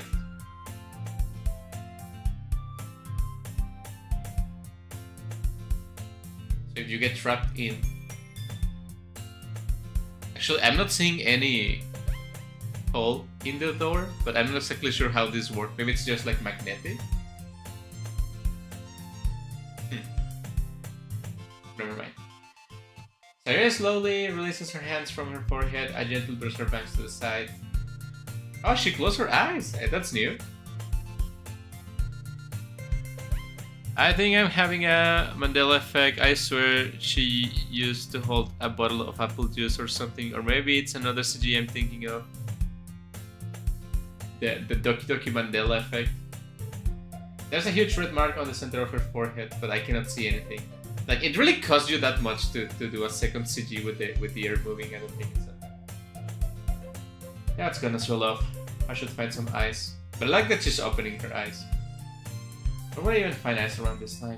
I guess a cold drink will do. Ah, that's the juice probably. This whole CG doesn't look quite familiar, but I never went for the Sayori route myself. I've been wincing from the pain. Sayori makes a silly joke. What are you saying? I'm only really familiar with the Yuri, because that's the one I play the most. I'll be right back, okay? Don't go anywhere. I pat Sayori on the shoulder and run into the hallway. I look at the nearest vending machine. What should I get? Doesn't really matter since it will be used as an ice pack rather than to drink. But I know Sayori likes apple juice, so I purchased that one. Yeah, you were right about the apple juice. In just a moment, I'm already returning to the classroom where I left Sayori. She has one palm on her forehead and is just using the other clumsily scooped crayons back into the books. At least they were already in the wrong spots before I spilled him. That's the apple.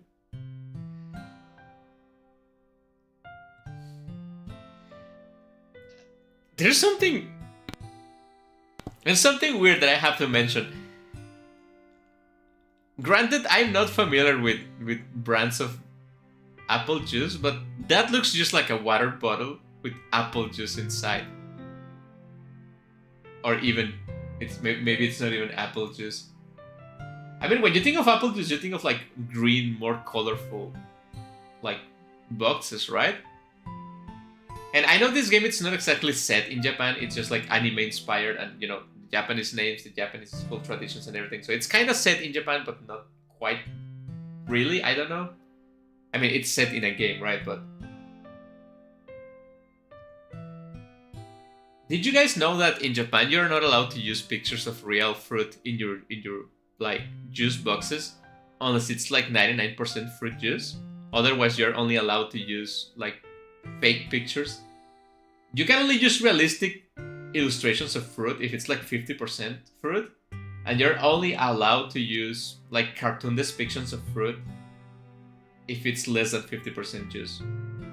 That's to prevent kids from thinking something that is actually juice, it's not juice. The bottle doesn't really match the art style too, yeah. Which I could say the same thing from the characters and the backgrounds. Like, they don't really match each other well. And even though I would like to think it's on purpose to make everything more uncanny, it just doesn't look that fantastic. It was like, sometimes I think about this too, because yeah, when I play Doki Doki, I like it. I'm obviously liking it right now while I'm playing. But it, like, playing things after the fact, like I'm doing right now, like, I don't think anyone's playing Doki Doki in 2024, almost 2025. It makes you really think about it, like, was Doki Doki that good? Because I played some banger visual novels that never really blow up and become famous. And it's just because it was like a horror game with a shock factor and some famous normal YouTubers pick it up and it just became viral, right? I mean, I'm not saying it's a bad game, don't get confused. I'm not saying it's a bad game, it's a good game. But like, really paying attention to stuff, the game, it's really lacking, and like not really lacking, it's just like a little bit lacking. Like, I feel for like a plus version, maybe they didn't really want to change much to keep the essence of the game. But I feel like this kind of thing is something you can actually fix, right? The illustration looks great. Like, what is Sayori here? It looks great, right? Although I swear to God that the size of the ribbon is different in a lot of illustrations. Anyway, let's keep going. It's a long game. I don't want to sidetrack myself too much with conversations. I found a random Japanese Vtuber playing it yesterday. Okay, maybe. I stand corrected. Sayori opens the cap and starts drinking from it. Sayori, what are you doing? It's for your forehead, idiot. Sorry, I forgot. How hard did you hit your head? Sayori places the bottle against the bump on her head. It stings. Just bear with it, it feels better soon. Looks like you clean up the most grain, so that's good. Hey Moriko, this kind of reminds you of growing up, doesn't it? What do you mean? You know how we used to play outside all the time? I will always try to keep up with you. You were kind of oblivious in some ways. Like, I usually fell behind and had trouble climbing on the things you did. But sometimes when I tried to do things I couldn't, I would get myself hurt. I'd fall and scrape myself or get a bump, and I would start crying really hard. And you would rush over as quick as you could. You would try really hard to get me to stop crying. It was almost like you blamed yourself and were afraid of getting in trouble if someone found out. Even though it really wasn't your fault at all, you know? Did I really do that? Yeah, you don't remember? Now to think of it, maybe I do remember a bit. I guess I was always so focused on my games that I didn't pay enough attention to you. That's like something incredibly disrespectful to say. Oh, I was so busy gaming that I didn't pay attention to you. So in a way, it was my fault. Kind of like this time too. If I wasn't rushing you out of the closet, you probably wouldn't have hit your head. I don't think you realize it, but you're always thinking about other people. Even after all these years, you're rushing to help people, even though I'm just being clumsy. You're really a sweetheart. Don't call me that. And I don't recall this kind of thing all the time. I guess when it comes to you, it just feels natural. Before I even know it, I'm treating you like that. I guess that's what happens when you've been friends for so long. Really? Maybe you're right. I'm so glad that nothing's changed between us. Do you think it'll be like this forever? Forever? I'm honest to myself. There's no telling where I will end up for college or after that. So it wouldn't be fair for me to make any promises. But, well, I hope so. It's been this long already, right? I can imagine you ever changing, so my hopes are up. I'm so happy. Sayori has a whimsical expression in her face. I remain silent for a moment. She's so silly and clumsy on the outside that when I see her deep in thought like this, it makes me not want to disturb her. You just gotta let her cook.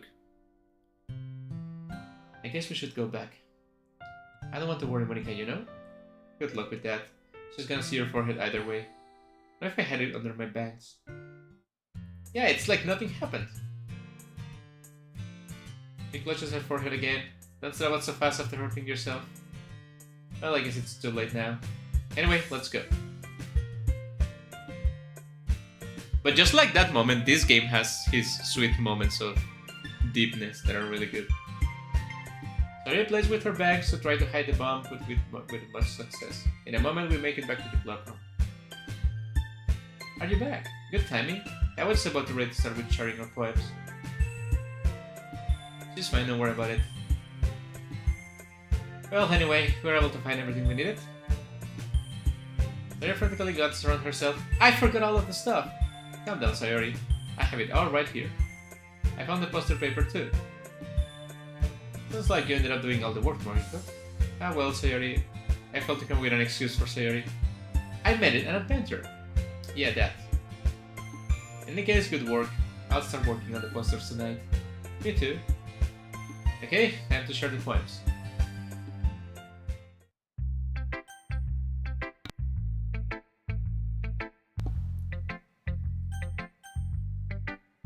Well, again, it doesn't really matter, but I'm gonna say.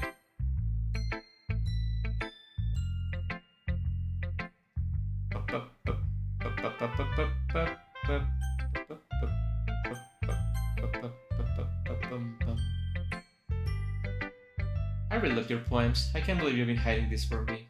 I'm not hiding anything. Your poems are so good. Yesterday's and this one too. You can tell me you haven't done this before. I mean, I played this game before. You're the only one who feels that way, so... No way. Not even Natsuki? Well, I guess Natsuki is the least likely to admit how much you like something. But I don't think it's that. What do you mean? Well, I guess I'll be honest about it. It's a lot easier to write poems when I think about you. Yeah? Whoa. Stop thinking weird things, idiot. It just means that you're a really expressive person, I guess. How am I supposed to write poems about my own stupid life? But you somehow make everything in your life an adventure, even the little things, like cooking. Let's not talk about that. So yeah, I guess what I'm saying is that I can feel more feelings through you can myself. We have that kind of weird connection. It's your fault for getting in my business all the time. I don't know if I understand. You never understand when I try to explain things to you, do you, Sayori? Yay! I'm not a kid. You know? By the way, is this high school or middle school? It's high school, right? Sayori starts fiddling with her pencil between her hands. Hey Moriko, will you give me your poem? I kinda want to keep it.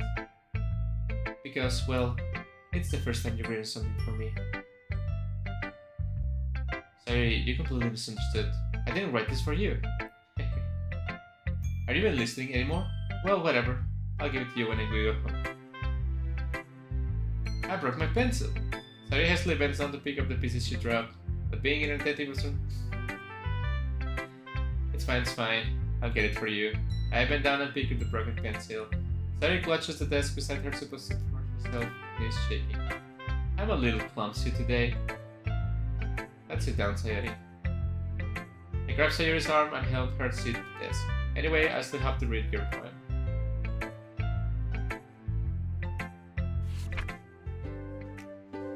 High school, and don't forget, all characters depicted are 18 or older. Even if they are in high school? Yeah, I know the game says that because they have to say it. It's very stupid. Don't you think that the fact that we have to say things we know are not true, and the people we are telling those things, they also know they are not true. Everything to fool up invisible, not real existence that wants to rule how we do things. I hate that, man. I hate people censoring themselves because they have to. Like, if you want to censor yourself, you're free to do it. If you want to censor other people from, like, reaching their words reaching you, that's totally okay too. But you have no right of censoring. Like, how am I gonna, like, are you gonna act like if teenagers don't do spicy stuff in real life, right? I'm not saying you have to, like, glorify it or anything like that, but you should be able to say that these people kill each other and everything, because that happens in real life and it's something that you can do. What's the point of saying they're over 18, right? Like, might as well go with 21. And why even 18? That's just like such an arbitrary thing to say. Don't try to twist my words into something illegal. By the way, that's not what I mean. I'm just talking about expressing yourself in media, not doing things in real life. Like, what does it really matter, right? Anyway, bottles. I pop on my scalp like the lid of a cookie jar that's dark. It's the secret place where I keep all my dreams. Little balls of sunshine all rubbing together like bundles of kittens. I reach inside with my thumb and forefinger and pluck one out. It's warm and tingly, but there's no time to waste. I put it in a bottle to keep it safe. And I put the bottle on the shelf with all the other bottles. Happy thoughts, happy thoughts, happy thoughts in bottles all in a row. My collection makes me lots of friends, each bottle is a starlet to make amends. Sometimes my friends feel a certain way, down comes a bottle to save the day. Night after night, more dreams, friends after friend, more bottles. Deeper and deeper my fingers go, like exploring a dark cave, discovering the secrets hiding in the nooks and crannies. Digging and digging, scrapping and scrapping, I upload those of my bottle caps. It doesn't feel like time elapsed, my empty shelf could use some more. My friends look through my locked front door, finally all done, I open up and in come my friends. If they come in such a hurry, do they want my bottles that much? I frantically pull them from my shelf, one after the other, holding them out to each and every friend. Each and every bottle. But every time I let one go, it shatters against the tile between my feet. Happy thoughts, and shards all over the floor. They were supposed to be for my friends weren't smiling. They're all shouting, pleading something, but all I hear is echo inside my head. It's empty. This is so depressing, like with the knowledge that we have. This is extremely depressing to read. I feel like the first time you read those are like just confusing. Like, oh yeah, maybe it means this, maybe it means that. But when you know, and it's just even worse. The thing is that the type of games that require such disclaimer try to present the characters in a carnally appealing way, and having set characters beyond their age will not be a good idea as such. Teenagers can do and do with the spicy stuff, but it shouldn't be glorified and presented as appealing. But what if that's the point of the game? I mean, we do it for a reason, but I find the reason very stupid. Sarah, did you not really write this? Of course I did. I mean, I feel like in Doki Doki, I don't think there's anything wrong happening. Like, I don't think there's anything requiring this. But if you tell me, like, oh, we kind of act like if the Nikkes are 12 years old, like, no, Nikke really needs that warning, I guess. Yeah, that's cheese pizza, but not. I mean, and Doki Doki, nothing happens in Doki Doki like that, right? Didn't I tell you yesterday I was gonna write the best poem ever? Yeah, but I mean, I didn't expect something like this coming from you. Monica taught me a whole lot, and I've been really in touch with my feelings recently. I'd say that it's almost kind of creepy. Creepy? Well, not exactly. Maybe because I'm used to you being cheerful. Well, never mind. I'm thinking too hard about it. The point is, it came out good, so you should be proud of it. Thanks. I feel like it was meant to express myself this way. It even helps me understand my own feelings a little bit better. Writing is like magic. You're getting pretty passionate about this, huh? I hope you keep it up. Yeah. Writing is the best. I'm gonna keep writing until I die. Poor choice of words. Don't get ahead of yourself. Sayers always had a bit of getting obsessed with something before dropping it no more than a week later. I wonder if this is one of those times. But seeing the passion in her eyes makes it hard for me to be pessimistic.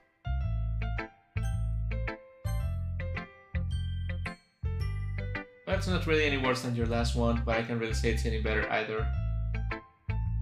Well, anything that is in a train work, it's a way, and I get the feeling you're probably the most critical.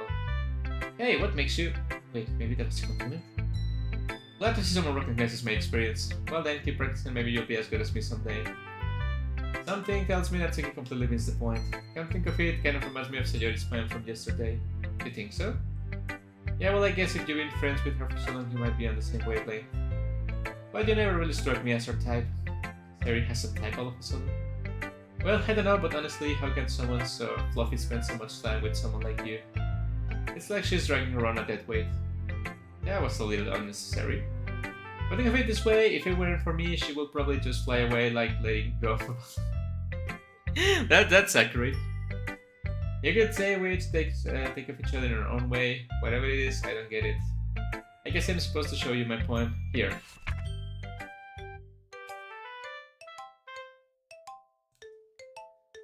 Hello, Daniel Baxter. Thank you for coming to the stream. How are you doing? Amy likes spiders. You know what I heard about Amy? Amy likes spiders. Icky, really hairy, ugly spiders. That's why I'm not friends with her. Amy has a cute singing voice. I heard singing my favorite love song. I heard every time she sings the chorus, my hair will pound the rhythm of the words. But she likes spiders. That's why I'm not friends with her. One time I hurt my leg really bad. Amy helped me up and took me to the nurse. I tried not to let her touch me. She likes spiders. Her hands are probably gross. That's why I'm not friends with her. Amy has a lot of friends. I always see her talking to people. She probably talks about spiders. What if her friend starts to like spiders too? That's why I'm not friends with her. It doesn't matter if she had other hobbies. It doesn't matter if she keeps it private. It doesn't matter if she doesn't hurt anyone. It's gross, she's gross. The world is better off with spider lovers, and I'm gonna tell everyone. Not bad, right? It's quite a bit longer than yesterday's. Yesterday's was way too short. It was just warming up. I didn't think that was the best I could do. Yeah, of course not. Anyway, the message is pretty straightforward in this poem. I don't have to explain it. Sometimes you can explain complicated issues with much simpler analogies. And it helps people realize how stupid they were being. Like, anyone will agree that the subject of this poem is ignorant jerk. Do you know people like that? Of course, it's about how everyone thinks might. That doesn't matter. It can be about anything. I read so easy to relate to. I'm okay, how are you? I'm doing good. I'm enjoying some Doki in here. And why she's very gay for Yuri? Yeah, the amount of fan art I have seen, willingly and unwillingly, about Yuri and Natsuki, it's off the charts. I don't think there's a stronger ship in this game than that.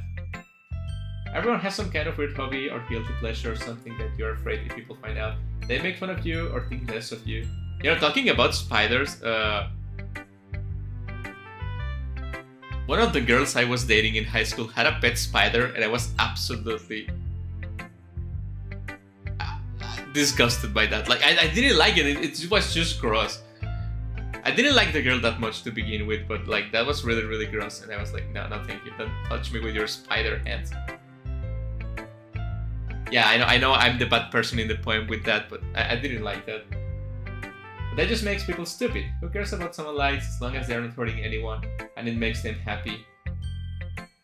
I mean, you will have to be very specific with what not hurting anyone means, because sometimes you're doing something that you think is hurting no one. But in actuality, it is, right? And obviously, it's not your job to keep everyone happy. You don't have to limit your actions to keep everyone happy and safe. Because honestly, people sometimes just get offended by whatever. But you have to be careful with what you mean by not hurting anyone, I guess. Well, you're definitely right. At least I can relate to that, and I'm sure a lot of other people can too. I'm making a video game. What kind of video game are you making? It's what I do best, after all. I don't like writing unless there's a good message to take away from it. Like, conveying emotions is important, but I want to make people think, not just feel. Remember that. I'm gonna write a good and one for tomorrow too, so look forward to it. Let's go with Cutie, my favorite one.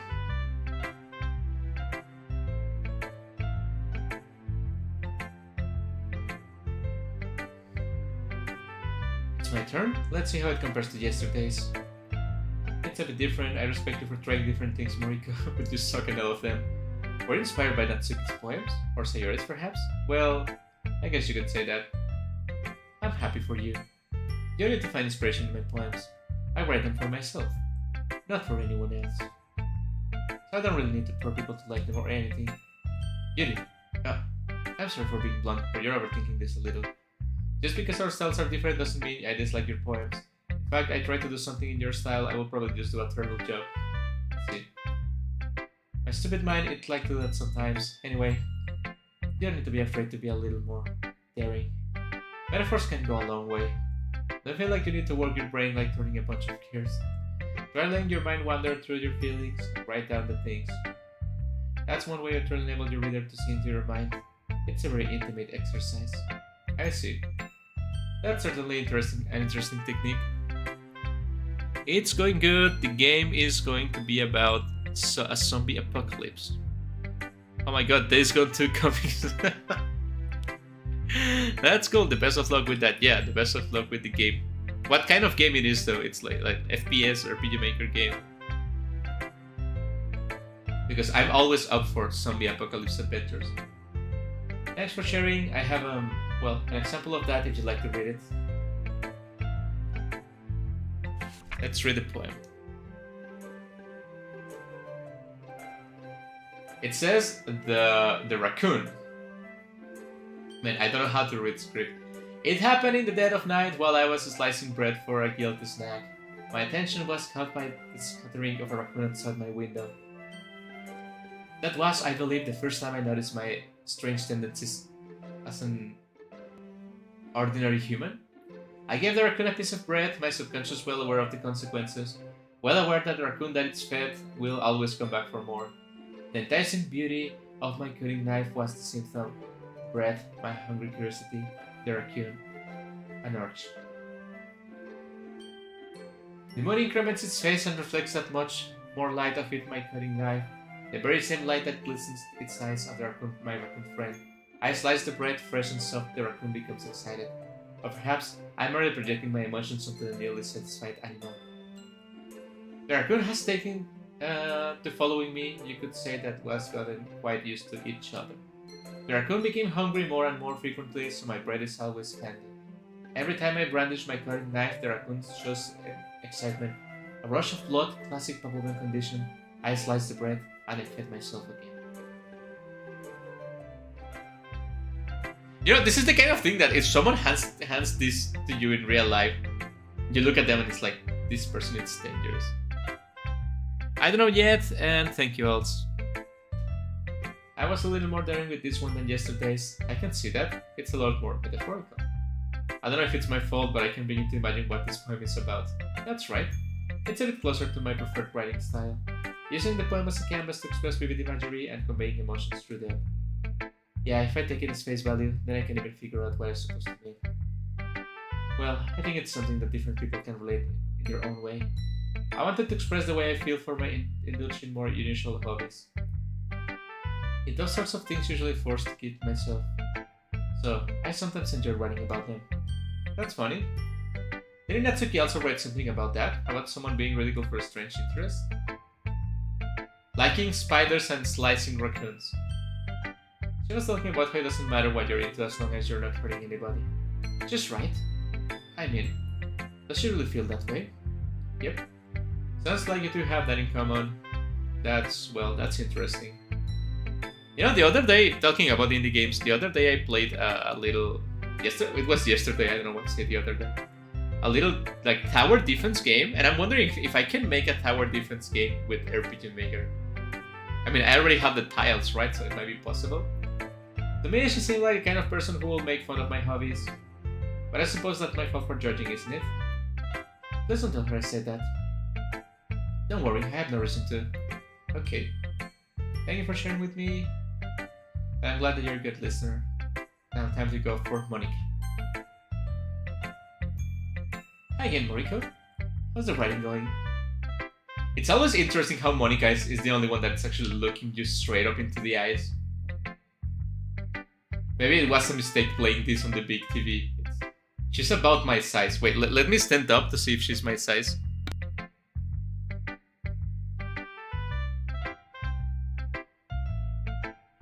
No, she's just a little bit smaller than me. It's okay.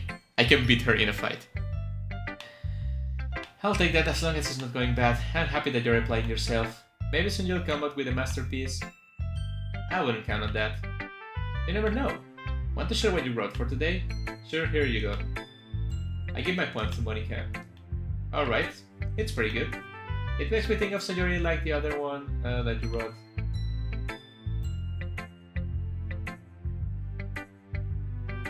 The dynamic duo, that's kind of exaggerating. Yeah, probably. We just spent a lot of time with her even. Like, I'm getting sidetracked because I'm thinking about the game.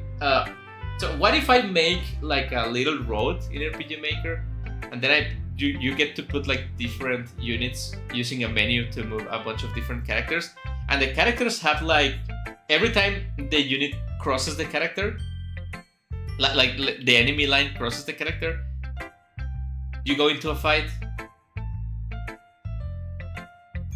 in an RPG Maker fight, and you attack with the only attack your tower has. And then if your tower doesn't kill it, the enemy attacks you, it kills your tower, which removes it from the map, but it doesn't end the game, so you get to continue.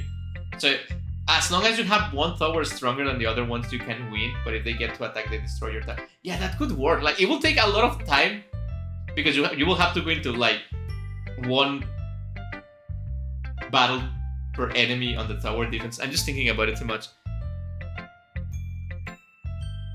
Yeah, the tools are definitely there. Maybe I'm gonna try that.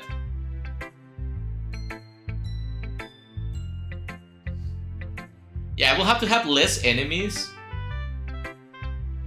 Because I could handle it the RPG Maker way, right? Which will be like, I could make orts. I will have to solve that later down the road. Let's just play this game. Then again, I don't blame you for being a little shy. I'm not shy. I'm gonna remind you guys, I'm yet to make the announcement. But remember, in February, we're gonna have the Moriko Game Jam.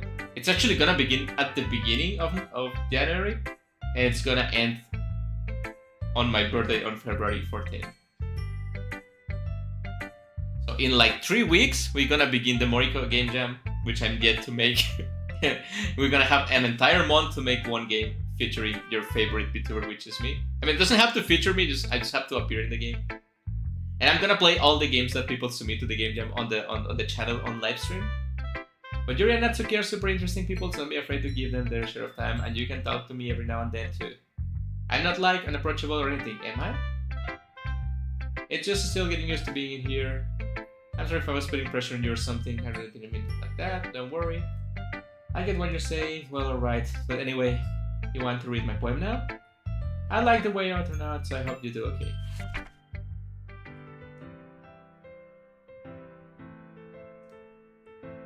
Save me. Very straightforward. Colors they won't stop, bright beautiful colors, flashing, expanding, piercing, red, green, blue, RGB. An endless cacophony of meaningless noise. The noise it won't stop, violent, grating waveforms, squeaking, stretching, piercings, sine, cosine, tangent. Like playing a chalkboard on a turntable, that sounds painful. Like playing a vinyl on a pizza crust, an endless poem of meaningless. Load me. Gonna load you. It's even more abstract than your last one, huh? I guess it's just the way I write. I'm sorry if you don't like it. No, I never said that. It's just a kind of thing I never really seen before, I guess. I kind of like playing with my space on the paper. Choosing where and how to space your words can totally change the mood of the poem. I agree with that. Same with the words in visual novels. It's almost like magic. The way I wrote the lines really shortly makes it feel like they're trying to speak over the noise. I see. It's still hard for me to tell what it's about though. Sometimes asking what poem is about isn't the right question. A poem can be an abstract as physical expression of a feeling, or a conversation with the reader. So putting it that way, not every poem is about something. Anyway, here's Monica's writing tip of the day. Just look at her. Sometimes you'll find yourself facing a difficult decision. When that happens, don't forget to save your game. You never know when you might change your mind, or when something unexpected may happen. Wait, is this tip even about writing? What am I even talking about? That's my advice for today. Thanks for listening.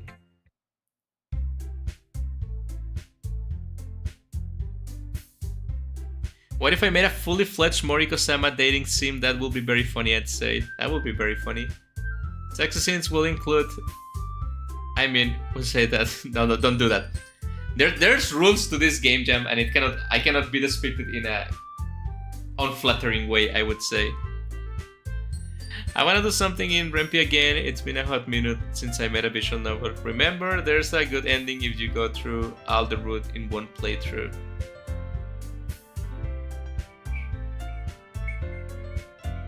I think I already quit the console one, so I don't know. We're all done reading each other poems, right? I have something extra planned today, so if everyone could come sit in front of the room. Is this about the festival? Rules. Is this about the festival? Well, sort of. Then we'll have to something for the festival. It's not like we can put together anything good in just a few days. You can just wear like maid outfits and people will come. You know that, right? You're in high school, right? And there's a bunch of horny teenagers. That's a concern of mine as well. I don't really do well with last minute preparations. Don't worry so much. We're going to keep it simple, okay? We won't need much more than a few decorations. Sayuri has been working with posters and I designed some pamphlets we can give out during the event. That's great and all, but that doesn't tell us what we're actually going to do with the event. Sorry, I thought you heard about it already. We're going to be performing. Performing? Monica. Yeah, we're going to be having a poetry performance. Each of us are going to choose a poem to recite during the event, but the cool part is we're also going to let anyone else come up and recite poems too. Sayuri's putting on all the posters in case anyone wants to prepare ahead of time. Yuri, who's been coloring a poster, holds it for us. Are you kidding me, Monica? You didn't already start putting those posters up, did you? Well, I did. You really think it's a bad idea? Well, no, it's not a bad idea, but I didn't sign up for this, you know? There's no way I'm going to be performing in front of a group of people like that. I agree. I could never in my life sorry, do something like that. Imagining Jerry shakes her head up in fear. Guys, I understand where they're coming from. Remember that Natsuki and Yuri have never shared their poems with anyone until just a couple of days ago. It's a lot to ask of them to recite their poems out loud in front of a room of people. Are you assuming it's gonna be full of people? Oh, people will come, alright. Would come. Damn it. I'm sorry, but I still think we should give it our best. We are the only ones responsible for the fate of this club. If we start the event and each put in a good performance, then it will inspire others to do the same. Which brings me the question, is anyone allowed to go into a school festival?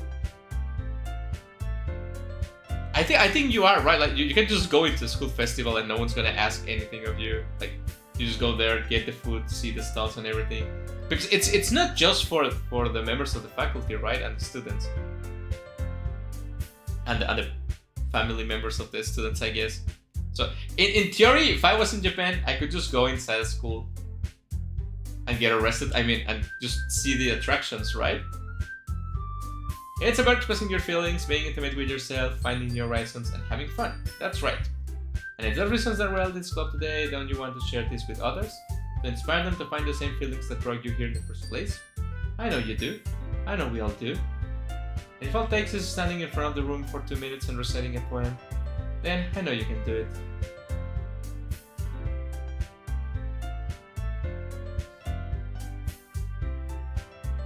You know, something I really like, and don't take this out of context, but something I really like about Yuri's boobs in this game is like they are big for what they are, right? Like high schooler boobies, that's weird to say.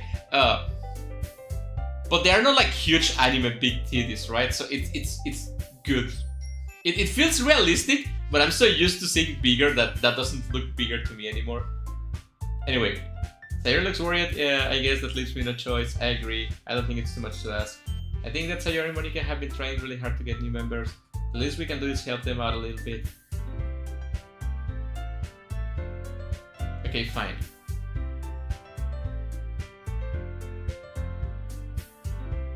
I guess I don't really have a choice. This club is seriously going to be the death of me. Oh gosh, you'll be fine, Yuri. But anyway, let's move on to the main event.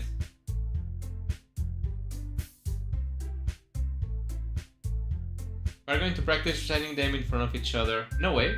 Monica, this is the sudden. Well, if you can't recite your poem in the front of the club, how do you expect to do it in front of strangers? I'll start with everyone feel a little more comfortable. Can I go next? Of course.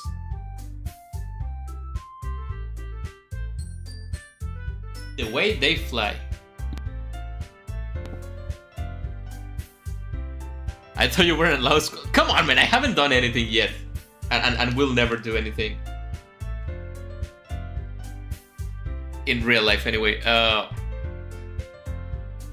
The clothes are comically tight, so that helps. Yet. Shut up. I will never go to Japan anyway. I don't have the money. And even if I did, I wouldn't do it. That's weird. I will never do anything to harm anyone. On purpose, anyway. Yeah, I never liked how tight the clothes are. It just looks weird. It's supposed to be like a jacket, and jackets are a little bit baggy. But it's like air sealed on their bodies for some reason. Monica begins reciting her poem. Her clear, confident voice fills the room. More than that, her inflection is pristine. She knows exactly how to apply emotion behind each line she recites, bringing the words to life. Is this something she's done before, or is she simply natural? I glance around me. Everyone has their eyes on Monica. Sayori looks amazed. Yuri has an intense expression on her face that I don't understand. Finally, Monica finishes the recitation. The four of us applaud. Monica takes a breath and smiles. That was so good, Monica. Haha, thank you very much. I was just hoping to set a good example. Are you ready to go next, Sayori? I'll go next. Yuri's fired up all of a sudden. Yuri clutches a sheet of paper between her hands and stands up. Keeping her head down, she walks quickly over the podium. This poem is called... Yuri anxiously glances at each one of us. It's called After Image of a Crimson Eye. Yuri's voice shakes as she starts reading the poem. Just a moment ago she's practically refused to do this. Why is she suddenly putting in so much effort? As Yuri gets past the first couple of lines, her voice changes. It's almost like she happens when Yuri gets absorbed into her books. Her quivering voice transforms into the sharp syllables of a fierce and confident woman. A confident woman, that's what I like. The poem is full of twists and turns into a structure that she enunciates with perfect timing. This must be a rare glimpse of the whirling fire Yuri keeps concealed inside her head. Suddenly she's finished. Everyone is stunned. Yuri snaps back into reality, whoops becomes gravity, and glances around her as she's bewildered even herself. It's up to me to save the situation. I'm the first to start applauding. Everyone joins me afterwards, and when Yuri relationship saves. It's not that we didn't want to applaud for her, but we were cast to a card that we must have forgotten. As we applaud, Yuri holds the poem to her chest and rushes back into her seat. Yuri, that was really good. Thank you for sharing. Looks like Yuri is down for the count. Okay, I guess I'm next. Yuri hops for the chair and cheerfully walks to the podium. This one's called my Mido. Sorry, I giggled. It's a lot harder than I thought. How did you guys do it so easily? Try not to think of it like you're reciting to other people. Imagine you're reciting it to yourself, like in front of a mirror or in your own head. It's your poem, so it'll come out the best that way. Somehow it feels like her soft voice was made as a perfect match. The poem is as cheery like Sayori is. It's serene and bittersweet. If I were to read this on paper, I probably wouldn't think much of it, but hearing it come from Sayori's voice almost gives me a whole new meaning. Maybe this is what Sayori meant when she said she likes my poems. It's like I get to reach more deeply into someone I thought I know. True and true. Sayori finishes and we applaud. I did it. Good job, Sayori. Even Moriko liked it. I guess that's a good sign. What does that mean? It came out nicely, Sayori. The atmosphere of the poem fits you really nicely, but it might be that other poems will work quite as well with that kind of delivery. I don't really understand. In other words, I've seen poems of yours where that sort of gentle delivery won't work as well. They might need a little more force behind them depending on what you're reading. I know what you mean. That's, well, I've been practicing that kind of thing lately. It's just embarrassing to do it in front of everyone. Then next time I'm going to make you pick a poem that challenges you a little more. We don't have much time before the festival, you know? Okay, who's next? Don't make me vote for Moriko. It's not like I can compare to you guys anyway. Might as well let Moriko lower everyone's standards a little before I have to do it. Disrespectful. Might as well get over with it.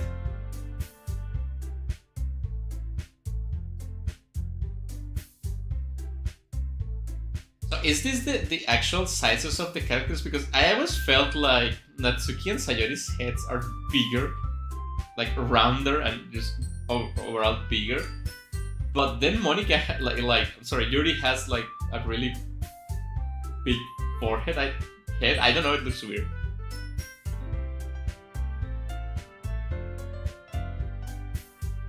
Oh, they go from smaller to bigger, right to left, yeah. Like, I would say Natsuki's blazer doesn't look tight whatsoever, but that's because she's flat and malnourished, right? Then Sayori's, it's like a little bit tight, weirdly. And also, I never liked the texture they put on the vest. It looks weird. It doesn't look like anything I know from real life. And then we have Monica, which is slightly tighter, and then we have Yuri, which is like someone's pulling the blazer from behind, so you can make it a lot tighter. Wait, no, the height. It looks like the fish scale. Oh yeah, that's right. Whew.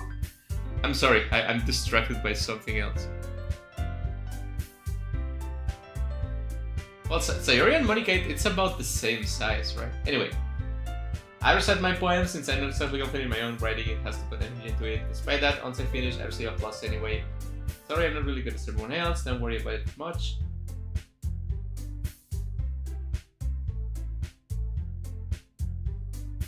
Natsuki originally gets off her seat and makes her way to the podium. This poem it's called, Why Are You Looking At Me? Because you're presenting. Anyway, the poem is called Jump, like Shonen Jump. Once she starts presenting the poem, her attitude disappears a little. While she's a little unenthused, her poem has rhythm and rhyme to it. It's Natsuki's trademark style, and it works surprisingly well when spoken aloud. The words feel like they bounce up and down. It gives new life to the poem. Natsuki finishes and everyone applauds. I don't think I will be able to go through hours and hours speaking every line of this game. That wasn't so bad. This is for you to say. You better not make me do that again. Oh well. You at least feel prepared enough to recite the poem in front of people. I mean, doing it in front of people would be doing it in front of people. Reading it in front of people.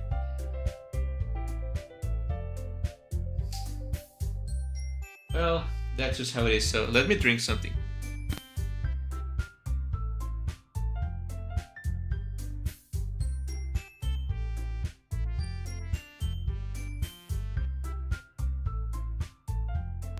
My throat is gonna be destroyed after I finish this game.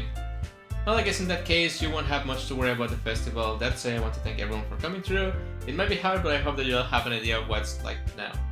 Make sure to pick a poem and get enough practice before the festival, okay? I'll be making pamphlets, so let me know ahead of time what you'll be reciting. You should probably find some other poem to recite instead. That's fine too. It doesn't have to be your own. I'm already pleasantly surprised that you're putting in all this effort for the club. It makes me really happy. Ah, yeah, no problem. Okay, everyone.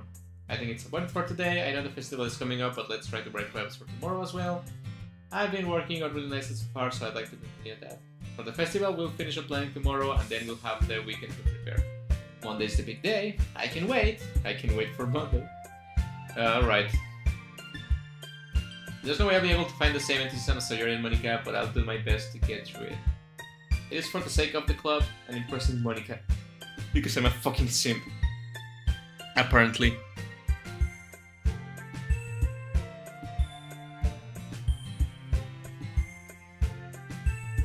Look at you do always going home together like that. It's kind of adorable, isn't it? Jeez guys, don't make such a big deal out of it. It must be a little nice though. Well, what if we all go home together?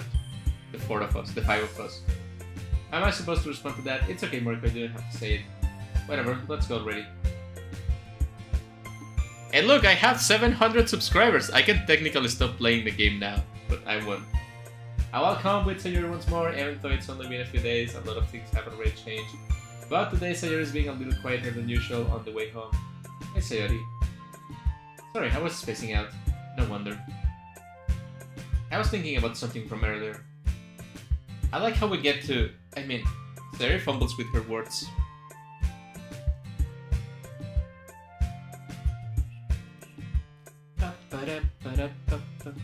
So let's just say that the day Yuri asked to walk home with you, what would you do? What kind of question is that?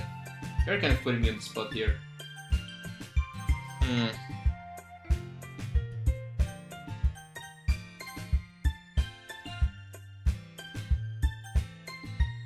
I mean, obviously, like, if it was me, I would walk home with Yuri, but the right thing to say in this situation would be this.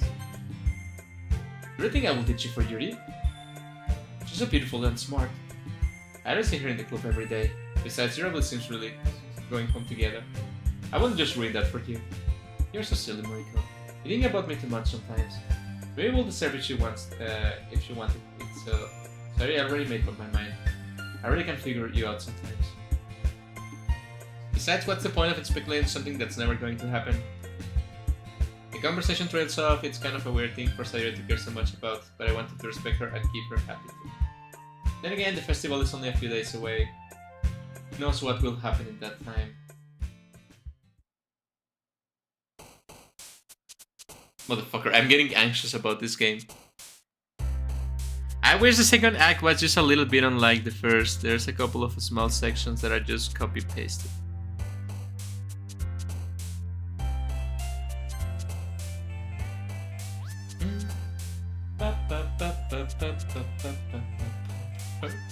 Okay, Suicide is for Yuri.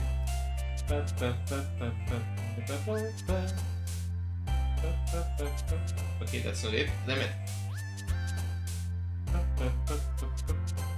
Sunset.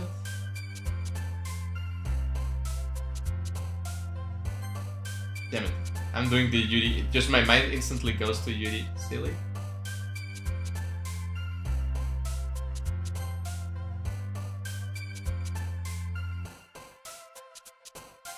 Damn it.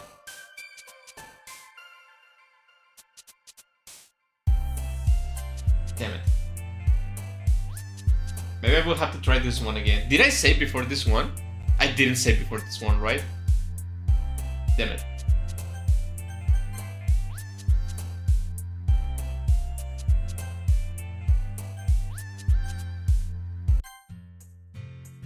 And you can use the skip button to fast forward the texture already read.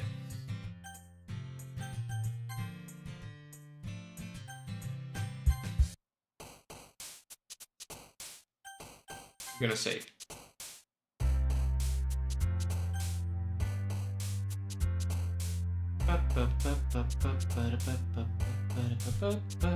What about swimsuit? No. Nibble? No. Damn it. Raindrops? No. Flea? No. Damn it. My mind just instantly goes to Judy's words. Damn it. We're gonna load again. I suck at this one. What has your first exposure and impression of the game? What was my first impression and exposure? Well, I don't quite remember how I get to know about this game. I remember I was talking to people in some forums. No, it was Twitter. I was talking to someone in Twitter, and someone found this game, and it was before any major VTuber, like YouTuber, played it.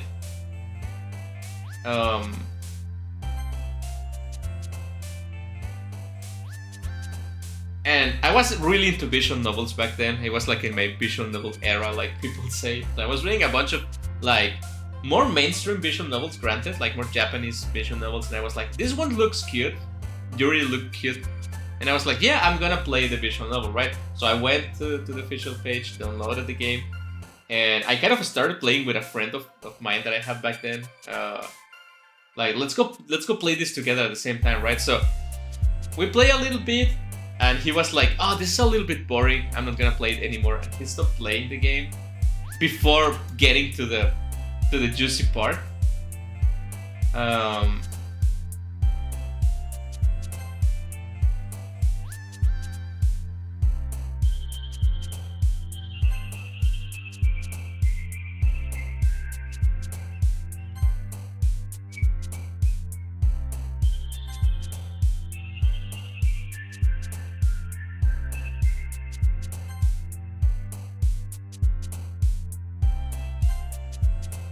And my friend stopped playing the game, right? Like, this is not for me, this is just like a boring generic visual novel indie game. And he stopped playing, and I just kept playing because I was like, whatever, I want to see at least one route, right? Judy's route, and I would just keep playing.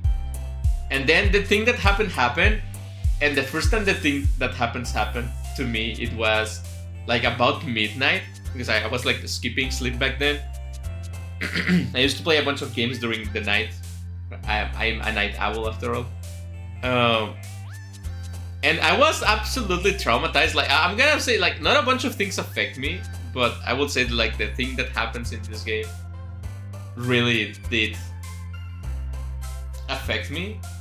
And up to this day, I remembered the first time it happened to me, and I still feel like I don't want to look at that picture too much. Like, that illustration, that sequence makes me so uncomfortable up to this day.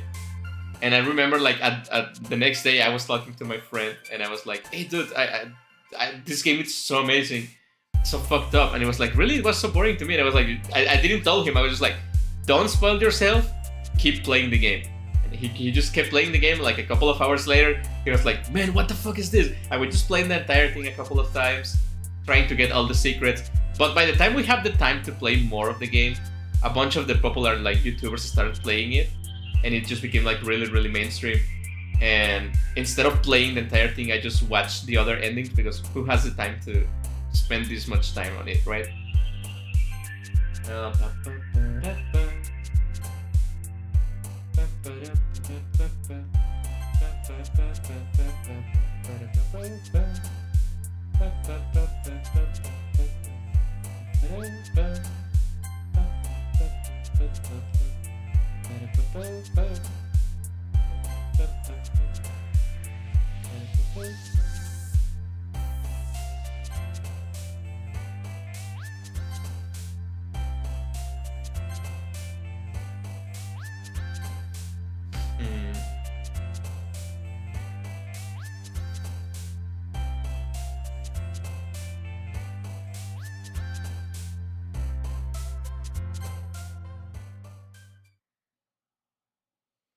So yeah, I do remember damn well what happened with this game the first time, and I don't like. I mean, I like it, but I don't like it. Like, that's one of the reasons I don't really replay Doki Doki or talk much about Doki Doki. It's because it actually makes me sad. I'm the last one here again. Don't worry. I just walked into. And I guess it was one of the reasons I didn't want to play this game when it won the poll. It's because it just made me a little bit sad.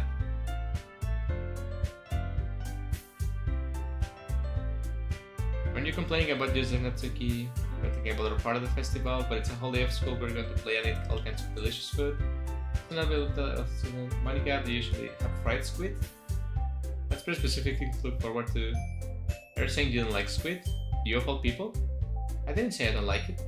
Besides, what do you mean by all of all people? Because it's right in your name. Monica. Okay. Now that I think about it, Monica could be like monster squid, right? That joke makes no sense in translation. Yeah, also the self-awareness of the game, I know it's meta, I know it's supposed to be meta, but it just kills me sometimes.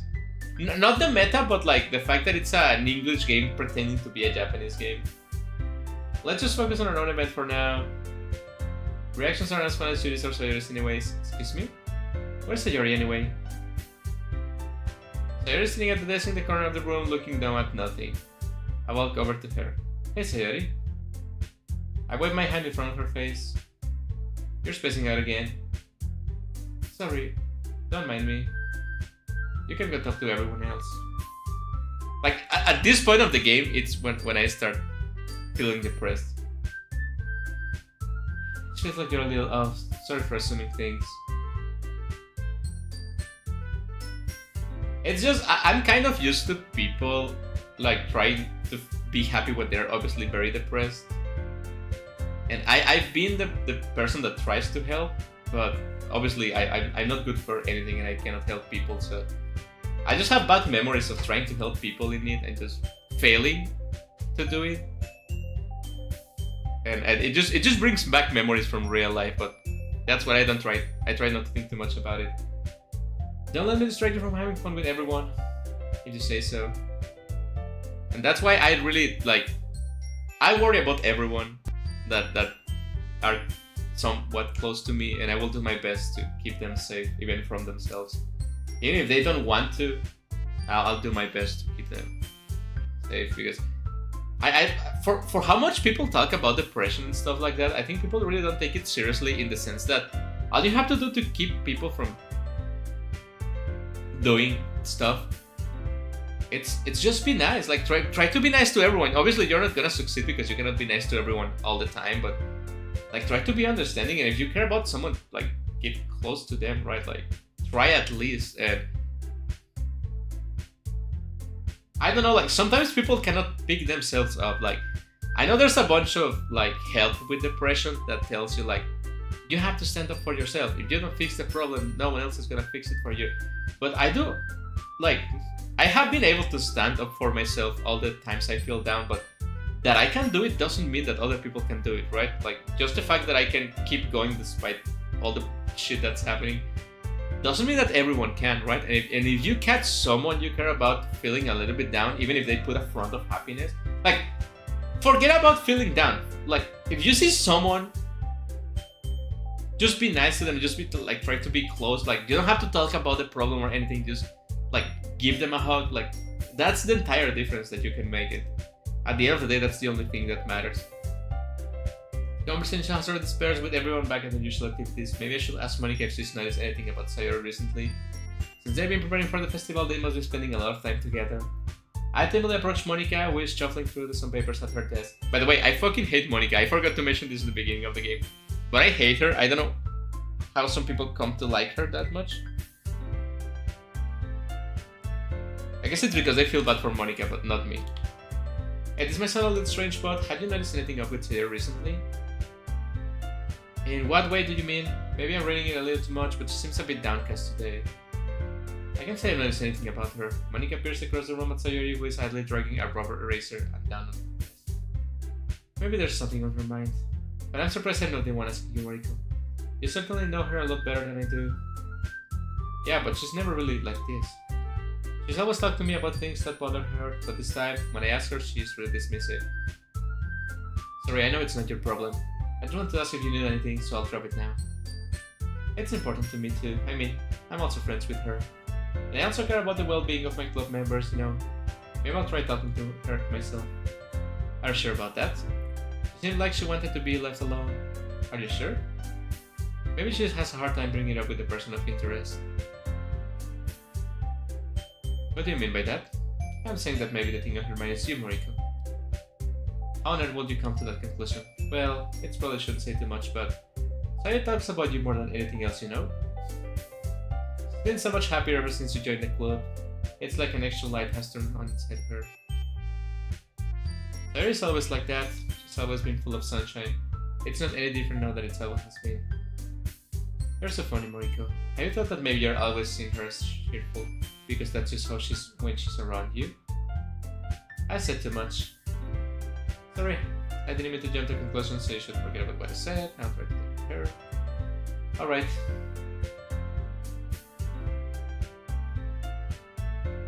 Just keeping her voice so quiet that I can hear her from here. I sit myself down. I know Sayori told me not to worry about her and I have to fun with everyone else, but that's impossible to do when she's behaving like this. Exactly how much do I care about her that I'm letting this weight me down so much? Now it feels like I'm the only one behaving out of the ordinary, but there's nothing I can do besides wait for money. Okay everyone, I had some time past this morning outside the club room. Why don't we share our poems now?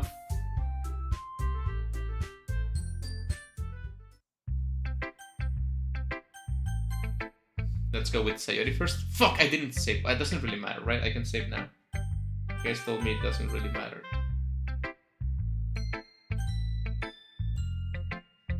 This is our best one so far. It is really nice, Moriko. Sorry, you've been a little quiet today. Is everything alright? Of course, everything is fine. Maybe I'm just a little tired today. Do you want a nap or something? Not that silly. Don't worry about me, okay? I only want to see smiles on your face. Well, alright. Yeah, I'm also familiar with sacrificing with like yourself for other people, doing things for other people and not taking yourself into account. And surprisingly, that's a very self-destructive thing to do. Like, yeah, maybe you're making everyone happy, but at some point you're gonna snap and you're gonna be unhappy yourself and probably make other people unhappy because no one wants to see you force yourself to do other stuff. So the best policy as usual is just being honest. I really thought you would be writing poems like the way Yuri does, or even Natsuki, but in the end, I guess you're the one who likes the most. Why? You want to get closer with everyone else? Wait, of course I do. But that doesn't mean I need to try so hard to impress them. I still understand you're the most Sayori. I know you have to sometimes put up with me, and I have to sometimes put up with you. But we have a wavelength or something. And this is how the poem came out. Sometimes it feels like you're the only one exciting thing in my life. So sometimes it's just easier to write when thinking about you. Sayori? I don't deserve this. You're too nice to me. Why are you doing this? Man, way to feel bad. Sayori has trouble keeping her voice steady all of a sudden. If you had fun with everyone else instead, this will be so much easier. I glance around the room to make sure nobody has noticed this. I've probably never said this before, but I don't understand what you're feeling right now.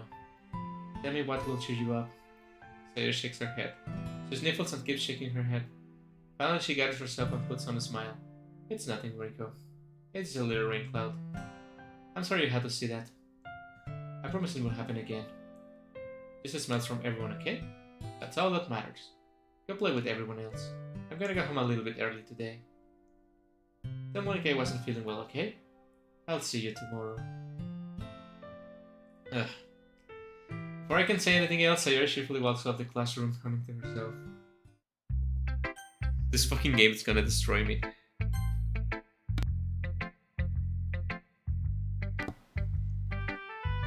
This one's alright. Alright? Well, yeah. About as good as yesterday's anyway. See what you're going for, but it's not just really my style. I mean, that's fine. I'm mostly just glad that you're trying a little bit. Well, of course I'm at least trying. Why are you so emotionally invested in my poems anyway? Isn't that more of a compliment to me? No, gross. It's not like I care. It's just that one of us is the claw has to make sure not slacking off. Really? Well, what if you ended up scaring me away? That's, it's not like you will actually do that. Yeah, you're right.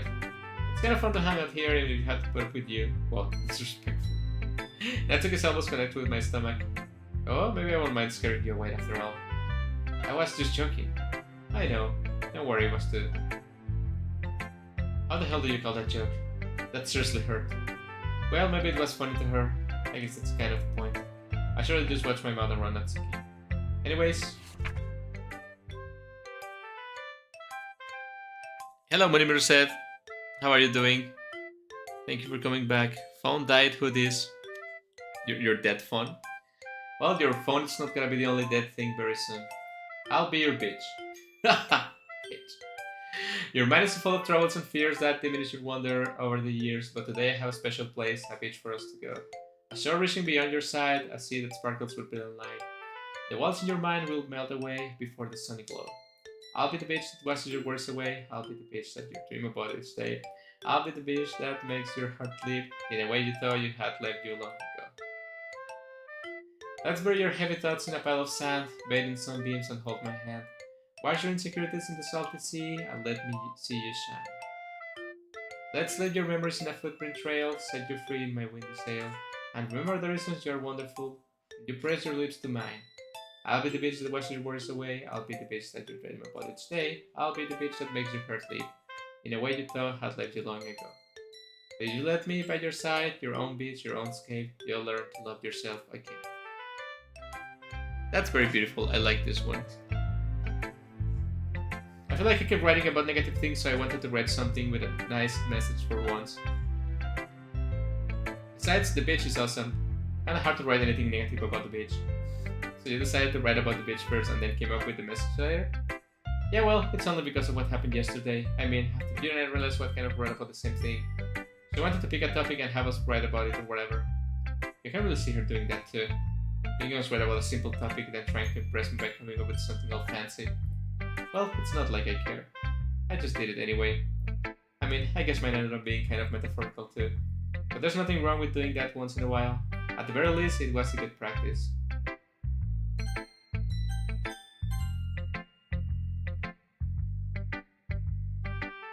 I'm improving at writing in general, but I can't help but feel a little bit foolish.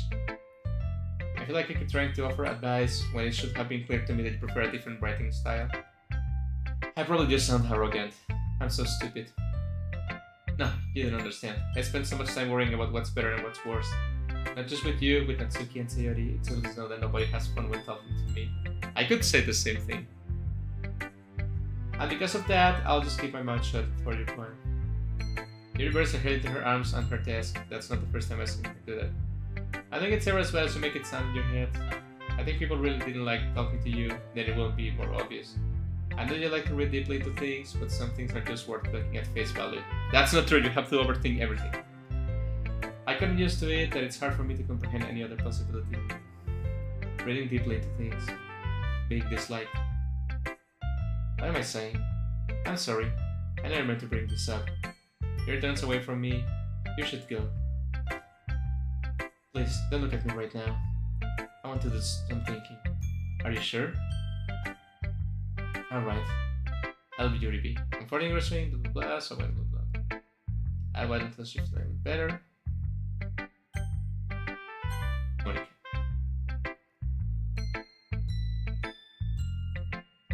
Well, in school, blah blah blah. I have to give it some more thought. Okay, no pressure. Anyway, let's take a look at today's poem. I let Monica take the poem I'm holding in my hands. It's kind of funny. No, not the poem. I mean, it's funny how your poems and Sayori's poems have been getting more and more similar to each other every day.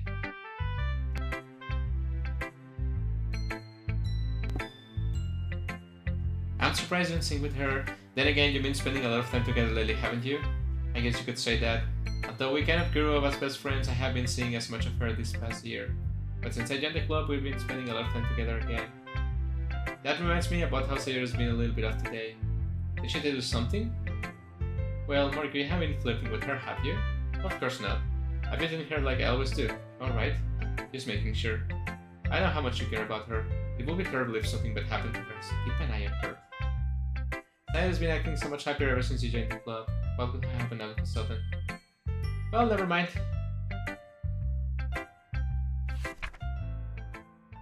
The Lady Who Knows Everything. An old tale tells of a lady who wanders earth. The lady who knows everything, a beautiful lady who has found every answer, all meaning, all purpose, and all that was ever sought, and here I am, a feather. Lost adrift the sky, victim of currents of the wind, day after day I search with little hope, knowing ladies don't exist. But when all else has failed me, when all others have turned away, the lady still remains, the last dim star glimmering in the twilight sky. Until one day the wind ceases to blow, I fall and fall and fall and fall even more.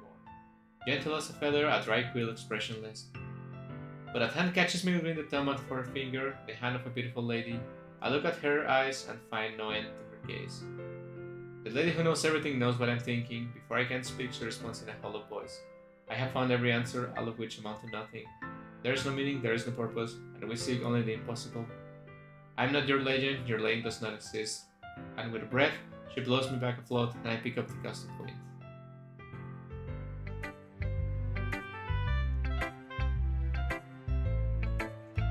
Monica always has the most ominous ones.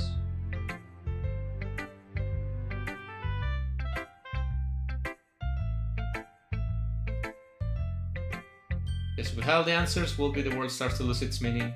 You know, there's one thing I notice. It seems like everyone in the club prefers writing about things that are more sad than happy. Are you surprised? I mean, if everything was okay, we won't really have everything to write about, will we? Humans are two-dimensional creatures. 2D. I think you know that better than anyone else. You mean one-dimensional? Yeah, that. Anyway, here's Monica writing tip of the day. Are you ever too shy to share your writing because you're afraid it's not like it's good? It can be really disheartening to get lukewarm response to something you put so much into. But you find other people who enjoy writing, then sharing becomes a lot easier. Because instead of just telling you that the writing is good, or okay, or bad, they'll want to focus more on everything they went into it, and the things you can work on.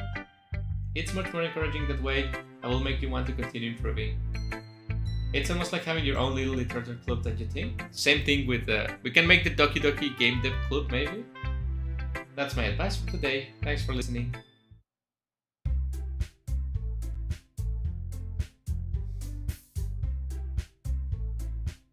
Something did sound a bit unusual. That's right. You deviated from the usual catchphrase when addressing the club. Catchphrase? I don't have a catchphrase. Why is the mood so weird today? Look, even you're listening into it. Stagnating hair is common for showing that something terrible is about to happen. In your books, maybe. Look, the only thing different is that Theory isn't here. Ah, it seems you're right. Theory always helps lighten the mood a little bit, doesn't she? It's almost just everyone follows she's run off a little when she's not around. Why the heck did she run off anyway? I thought she just wants to be. Natsuki, please show some decency.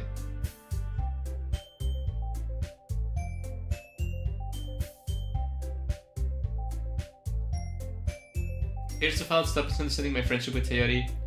She's kind of been avoiding me today, so I didn't want to force it. Here's the expression coming from Yuri of all people. Calm down, guys. I talked to her earlier and everything is fine. What did she say?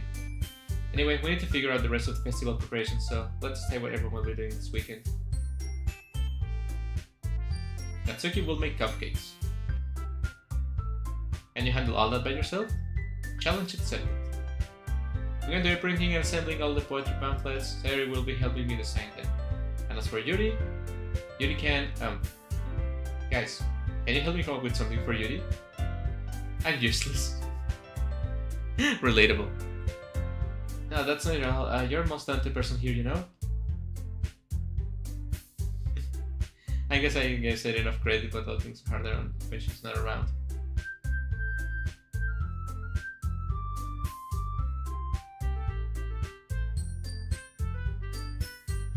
I love atmosphere. Your mind is already racing, I see. That's great. You'll be one helpful help duty. But anyway, let's just leave you, Mariko. The one who is truly useless. Don't say that. In fact, but Natsuki and you have some pretty heavy tasks to handle. I will probably go along to keep one of them a hand. You could always help me out as well. I will really appreciate of that. It's Monica suggesting I spend the weekend with one of my club members. How on earth are we going to respond to the suggestion like that?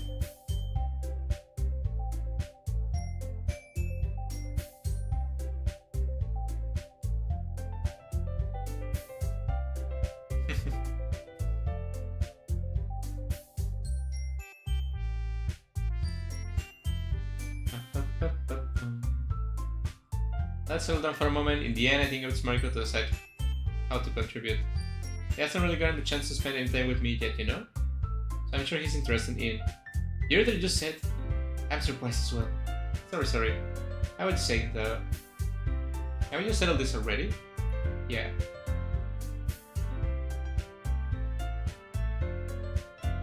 Just let me choose.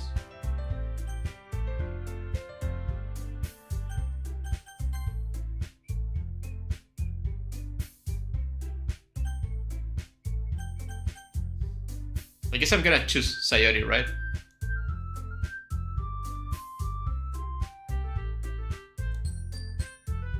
Let's go with Sayori then. I mean, if it's going to be anyone, then I prefer helping Sayori. I mean, we're already neighbors now. But Monica said that Sayori was helping her. You really hate us that much? Sorry, I didn't mean for this to be difficult.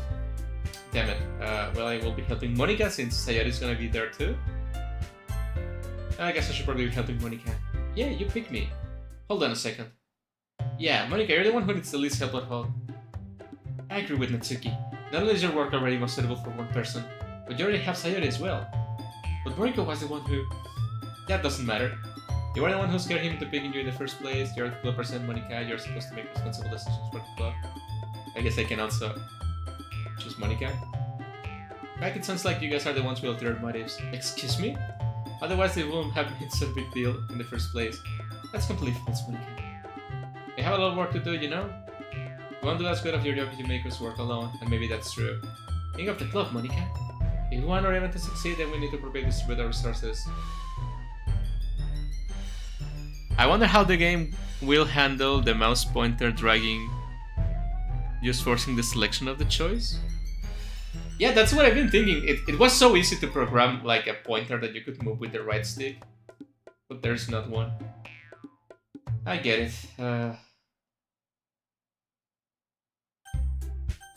Yeah, we'll pick Yuri.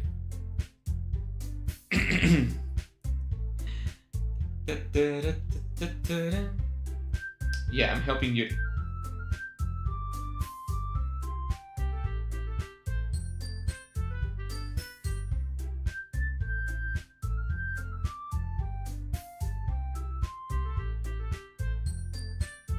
Yeah, this was not my first choice, but whatever.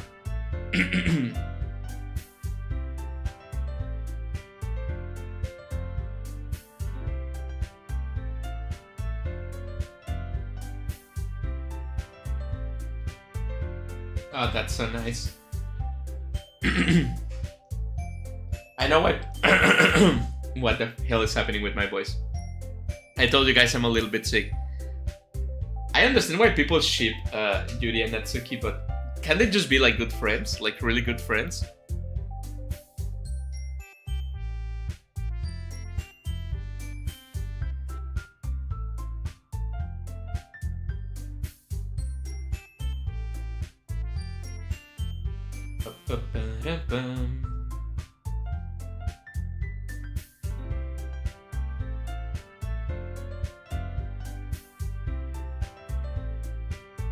You better be that my cookies are going to be the best part of the whole event. I believe you. Okay, time to go home.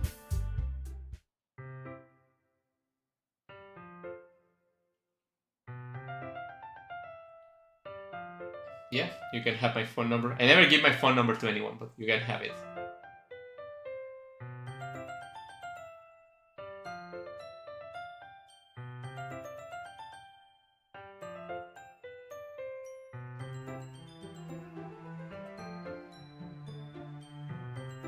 What is with girls inviting themselves to your house? Is that more intimate or less intimate? I wonder about that. Because if you're going to someone else's place, you're putting yourself in their environment, right? Which is like you're allowing yourself to be enveloped by them in some way. But if you bring someone to your house, you're letting them go into your most personal space, right? So which one of them is the most intimate? It's difficult to move in the reason you may have chosen me. You're forgetting the one reason with the most common sense. I chose to help you because that's what I wanted to do. Yuri thinks to herself with an extravagant expression. You're overthinking this. You wanted me to the point where you were thinking, right? I didn't realize I'm telling you I want to. That's how there's to it. Do you believe me? I believe you. I'm really looking forward to Sunday. I'm too. After that changes, I make my way out the door and Yuri follows. Yuri's going to be coming to my house on Sunday, even though I will have preferred to do this with Sayori. My anxiety is still shooting through the roof. I guess I've gotten pretty used to handling her at this point. But who knows what might end up happening when we're outside of the school. She even told me she was looking forward to it. I shake my head. Why do I feel nervous that Sayori finds out about this? It's not like we feel that way about each other. Besides, like Monica said, this is about the club. I have nothing to worry about. If I just go with it, then I have a good time. Fuck, I don't want to progress through the game. It's already Sunday, it's been getting grossly anxious about Yuri's upcoming visit. I keep telling myself there's no reason to be nervous, but it doesn't help me much. Yuri is clearly an introvert and also an intimate person in general. There's no doubt she'll be open up a little bit. Just the two of us. Meanwhile, we have been texting occasionally. She was extremely apprehensive at first, but it was long before I was already learning more about her. But putting Yuri aside, I haven't heard anything from Sayori since she left the club early the other day. It's not like we text each other all the time or anything, but I've been worried about her in the back of my mind. Between what Sayori said and what Monica said, is it really okay for me to put Sayori's feeling aside when she might hate me? No. Guys, I don't think I can do this. It makes me so anxious. I don't want to see that. It makes me feel so bad. Oh god. Is it okay if I turn to the other side, because I really don't want it. It makes my I feel sick to my stomach. I know I know it's a little silly picture of a little silly game, but it really does makes me feel bad. Rather than asking, I simply tell her I'm coming over, much like we've done in the past. Once I reach Sayori's house, I knock on the door before entering myself. Again, we used to play so often that we made it a habit of simply entering each other's houses like we were family. Now, man, no, I cannot do this. Can someone put something in the chat so I don't feel alone? The house is quiet. Sayori isn't anywhere on the first floor. I assume she's up in her room. It's already strange of her not to run down and greet me. I head up to the bedroom when I finally find her. Sayori? Oh. Not yet. Not yet. I sit down in her room. Sayori forces a smile. I kind of forgot when it happened, so I was just getting nervous. There's nothing but behind the door. There's a minute of silence between us. You haven't come over like this in a long time, have you? I guess you're right. It has been a long time. You can see there's a calendar with a bunch of dates crossed. There's also like a mended shirt or something there. I think it's a cat shirt, not a mended shirt. There's this weird animal. Is that a cow? That's a cow. And a piece of paper on the floor and a bunch of pieces of paper on the floor. That's the smallest air conditioner unit I have ever seen in my life.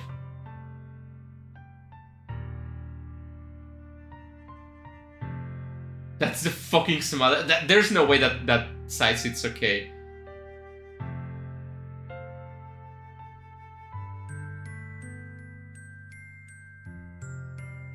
Not much has really changed as it. Sayori's room is a messy as well as it's been. I also recognize some stuffed animals and wall decorations that she had for years now. If you came over more often, it wouldn't be such a mess. That's because I ended up cleaning it for you. How come you suddenly want to come over today? Aren't you supposed to see Yuri today? Yeah, but... Wait, how did you know that? Sayori had already left the time they said the last meeting. Monica told me. It's only natural for her to keep me informed about the festival preparations, right? Ah, that's true. But what about you? Aren't you going to be helping Monica today? Of course. Then I'm just helping her online. We didn't plan to meet up or anything. Ah, so it's just me and Yuri then. Yep. There's more silence between us. Sayori stares in the random direction. Everything about her behavior is really uncharacteristic. I finally get to the point. I just want to see how we're doing. After you left on Friday, when something's wrong, you can hide it from me. I know you too well. So, Sayori smiled, shaking her head. That's not good, Moriko. Why can't it just be like it's always been? This is all my fault. If I didn't get so weak and accidentally express my feelings, if I didn't make that stupid mistake, then you wouldn't have been worried about me at all. You wouldn't have come here. You wouldn't have been here thinking about me right now. But this is just my punishment, isn't it? I'm getting punished for being so selfish. I think that's why the world decided to have you come over today. Just wants to torture me. Sayori, what are you saying? Are you listening to yourself right now? I know something happened to you. There's no other explanation for you to be like this, so tell me already. Until I know, I won't be able to stop thinking about it. Sayori gives me an empty smile. You really put me in a trap, Moriko. But you're wrong. Nothing happened to me. I've always been like this. You're just seeing it for the first time. That's when it hurts the most. Oh my god, Monimi Senpai reference. Monimi Saver. Now what? But isn't Monimi like a robot? That's just a regular cow. Also, the bird on the background, it's oddly specific. It's like a developer or something. What are you talking about? You're really just going to make me say it, aren't you, Moriko? I guess I have no choice this time. The thing is, I had really bad depression my whole life. Did you know that? Really, the person that cannot clean up and it's so clumsy has depression? Why do you think I'm late to school every day? Because most days, I can't even find a reason to get out of bed. What reason is there to do anything when I fully know how gorgeous I am? Why go to school? Why eat? Why make friends? Why make other people put their energy and caring to waste by having them spend it on me? That's what it feels like. And that's why I just want to make everyone happy. Without anyone worrying about me, I'm in shock because you're retarded. I can't even figure out how to respond. How is it possible that Sayori get this from me the entire time that I know her? Did she really want so badly for me to just not think about her? Why, Sayori? Why is it that you never told me about this? It almost feels like I've been betrayed as you... Why will you say that to someone with depression, you fucking idiot? Because if I knew, I would have done everything I could to support you. Even if there's not only that I can do, I will have tried a little bit harder to make every day a little bit better for you. That's why I'm your friend. All you had to do was tell me, you understand it all, Moriko. Why don't you think I didn't tell you? Because if I told you, you will have to waste effort caring about me instead of doing important things. I don't want to be cared about. It's bittersweet why people try to care about me. It feels nice sometimes, but it also feels like a bat being swung against my head. That's why I want so badly for you to make friends with everyone else. Helping everyone be happy together is the best thing for me. But then I discovered something else too. Saying you make friends and get closer with everyone in the club, it feels like a spear going through my heart. So that's why I decided the world just wants to torture me. Every path leads to nothing but hurt. You're right that I don't understand. I don't understand your feeling at all, Sayori. But I don't need to understand. Whatever it takes for me to help you stop hurting. That's what I do. No, Moriko. There's nothing. Nothing at all. The only thing that could have helped is if everything could have been like it always was. But I was selfish. I finally showed you how a horrible person I am. There's a streak down Sayori's face. I made you join the literature club because I was selfish. And I was punished by my heart hurting in a way that I couldn't understand. I know you came here and made you hurt too. I'm just weak and selfish. Aren't we all weak and selfish in the end? That's all I am. That's why I'm going to accept these punishments. Because I deserve every last one. Without thinking, I once again grab Sayori's shoulders. This time, I pull her into a tight embrace. I don't care if you feel selfish. I'm really happy that you convinced me to join the club. Seeing you every day makes it work well enough. If I make friends with everyone else, that's just a bonus. But please never underestimate how... That's a plus, you could say. But never underestimate how much I care about you. I won't have it any other way. Sayori isn't hugging me back. Despite my arms being wrapped around her, Sayori's arms remain at her sides. She starts sobbing next to my ear. Don't do this to me. Please don't do this. Sayori barely manages to speak within her sobs. I don't know if I'm doing the right thing. But all I want is for her to know that I care. If you have it due to call yourself selfish, then you have to let me be selfish too. No matter what it takes, I'll figure out what needs to be changed. Wait, I can be a robot disguised as a plushie. I will save your pink hair anime girl. Come on now, between her and Monica, her hair is the most orange. It's like pinkish, right? No, pink is it's the other one. I feel like the MC say that because he doesn't understand depression. The MC is retarded, we know that much. I'll make these feelings go away. And if there's anything that you need me to do, then you better tell me. I'll get mad if you don't. Like, he's saying the most stupid shit you can say to someone in depression. I only know 2 ways to not cure depression, but to, like, lower it a little bit. It's like just take complete control of the person or slap them in the face.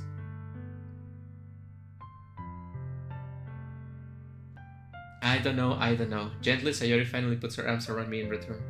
I don't know anything. It's all really scary.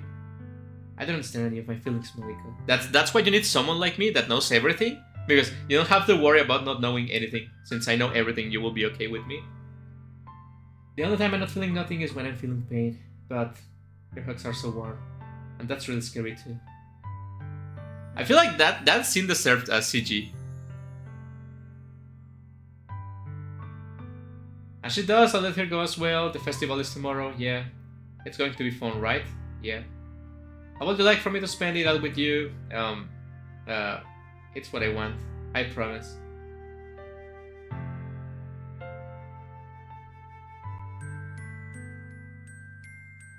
Please don't. If you did that, then I really will forgive you. But it's almost time for you to meet me at my house. At the very least, do you want to come along and help out? It will be fun. I'm sorry. I don't know if I will be very good for me today. You understand, right? It's kinda hard for me to fully understand, but I'm trying my hardest. It's okay. Don't worry much about it. I'll see you tomorrow, okay? Alright.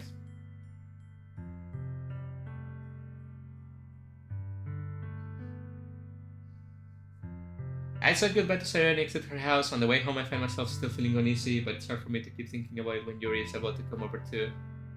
I think Sayori's right. I shouldn't be worrying too much, and we are definitely going to have a great time tomorrow. I should focus on what's ahead of me. As I approach my house, I see something that makes me feel a moment of panic. Like, to be honest, just remembering the bad memories I made with this game, I don't really want to play it anymore. Like, I'm just not feeling in a great mood right now. I'm so eepy and my head hurts, but I gotta watch Moriko-sama. What if I finish the stream right now? I don't know, man. Doing that to someone going through hard times doesn't sound great. It depends on the type of depression. There's different kinds of depression, right? I wouldn't go with the slapping. I don't think I have ever slapped anyone outside of depression, but I have seen it work. But I usually just let the controlling person in me just take care of everything for them until they can, like, recuperate. And sometimes I talk to people about depression. I don't know why people come with their depression to me, but I just talk to them in a very intense way. Like I'm not screaming or anything like that, right? I just put things into perspective. Like, I know depression doesn't really make sense, but you can put things into perspective and work it out.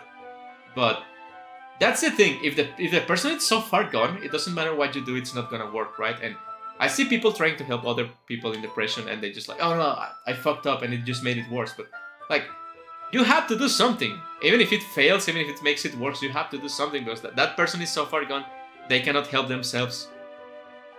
You have to first take them out of the deep depression, and they can work their way up. By the way, I have to say, I loved Yuri's casual outfit. It's like, I love it. But it's at the same time, the pants are too tight. Are those even pants? It's like, aren't they like tights or something?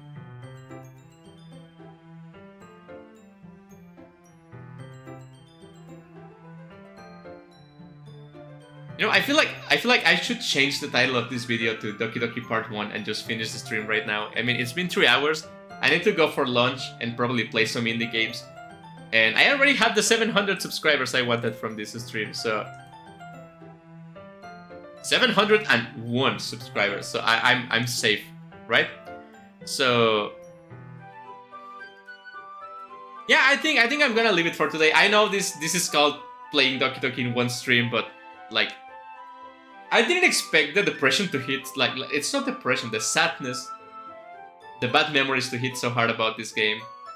And like drain the energy of playing from me, which I'm gonna leave it at here. And honestly, I'm not sure if I'm gonna continue it, because I don't want to make myself depressed on Christmas. Actually, I think playing this on Christmas was a huge mistake, so I'm just gonna leave it here, and maybe during the next year I can continue the game, right? I really don't want to make myself depressed. I've been in a great mood because like good things have been happening, and I want you all to go to bed because you're sick and you need sleep. So I'm gonna finish the stream here. I'm gonna save so we can continue eventually. I don't think I'm gonna play Doki Doki again this month. Again, I don't want to ruin my Christmas season with depression. And I will see you guys in the next indie game, stream, or whatever I decide to do with this channel. Thank you guys for watching, and hopefully you enjoyed this little stream of me talking non-stop with cute anime girls that have depression.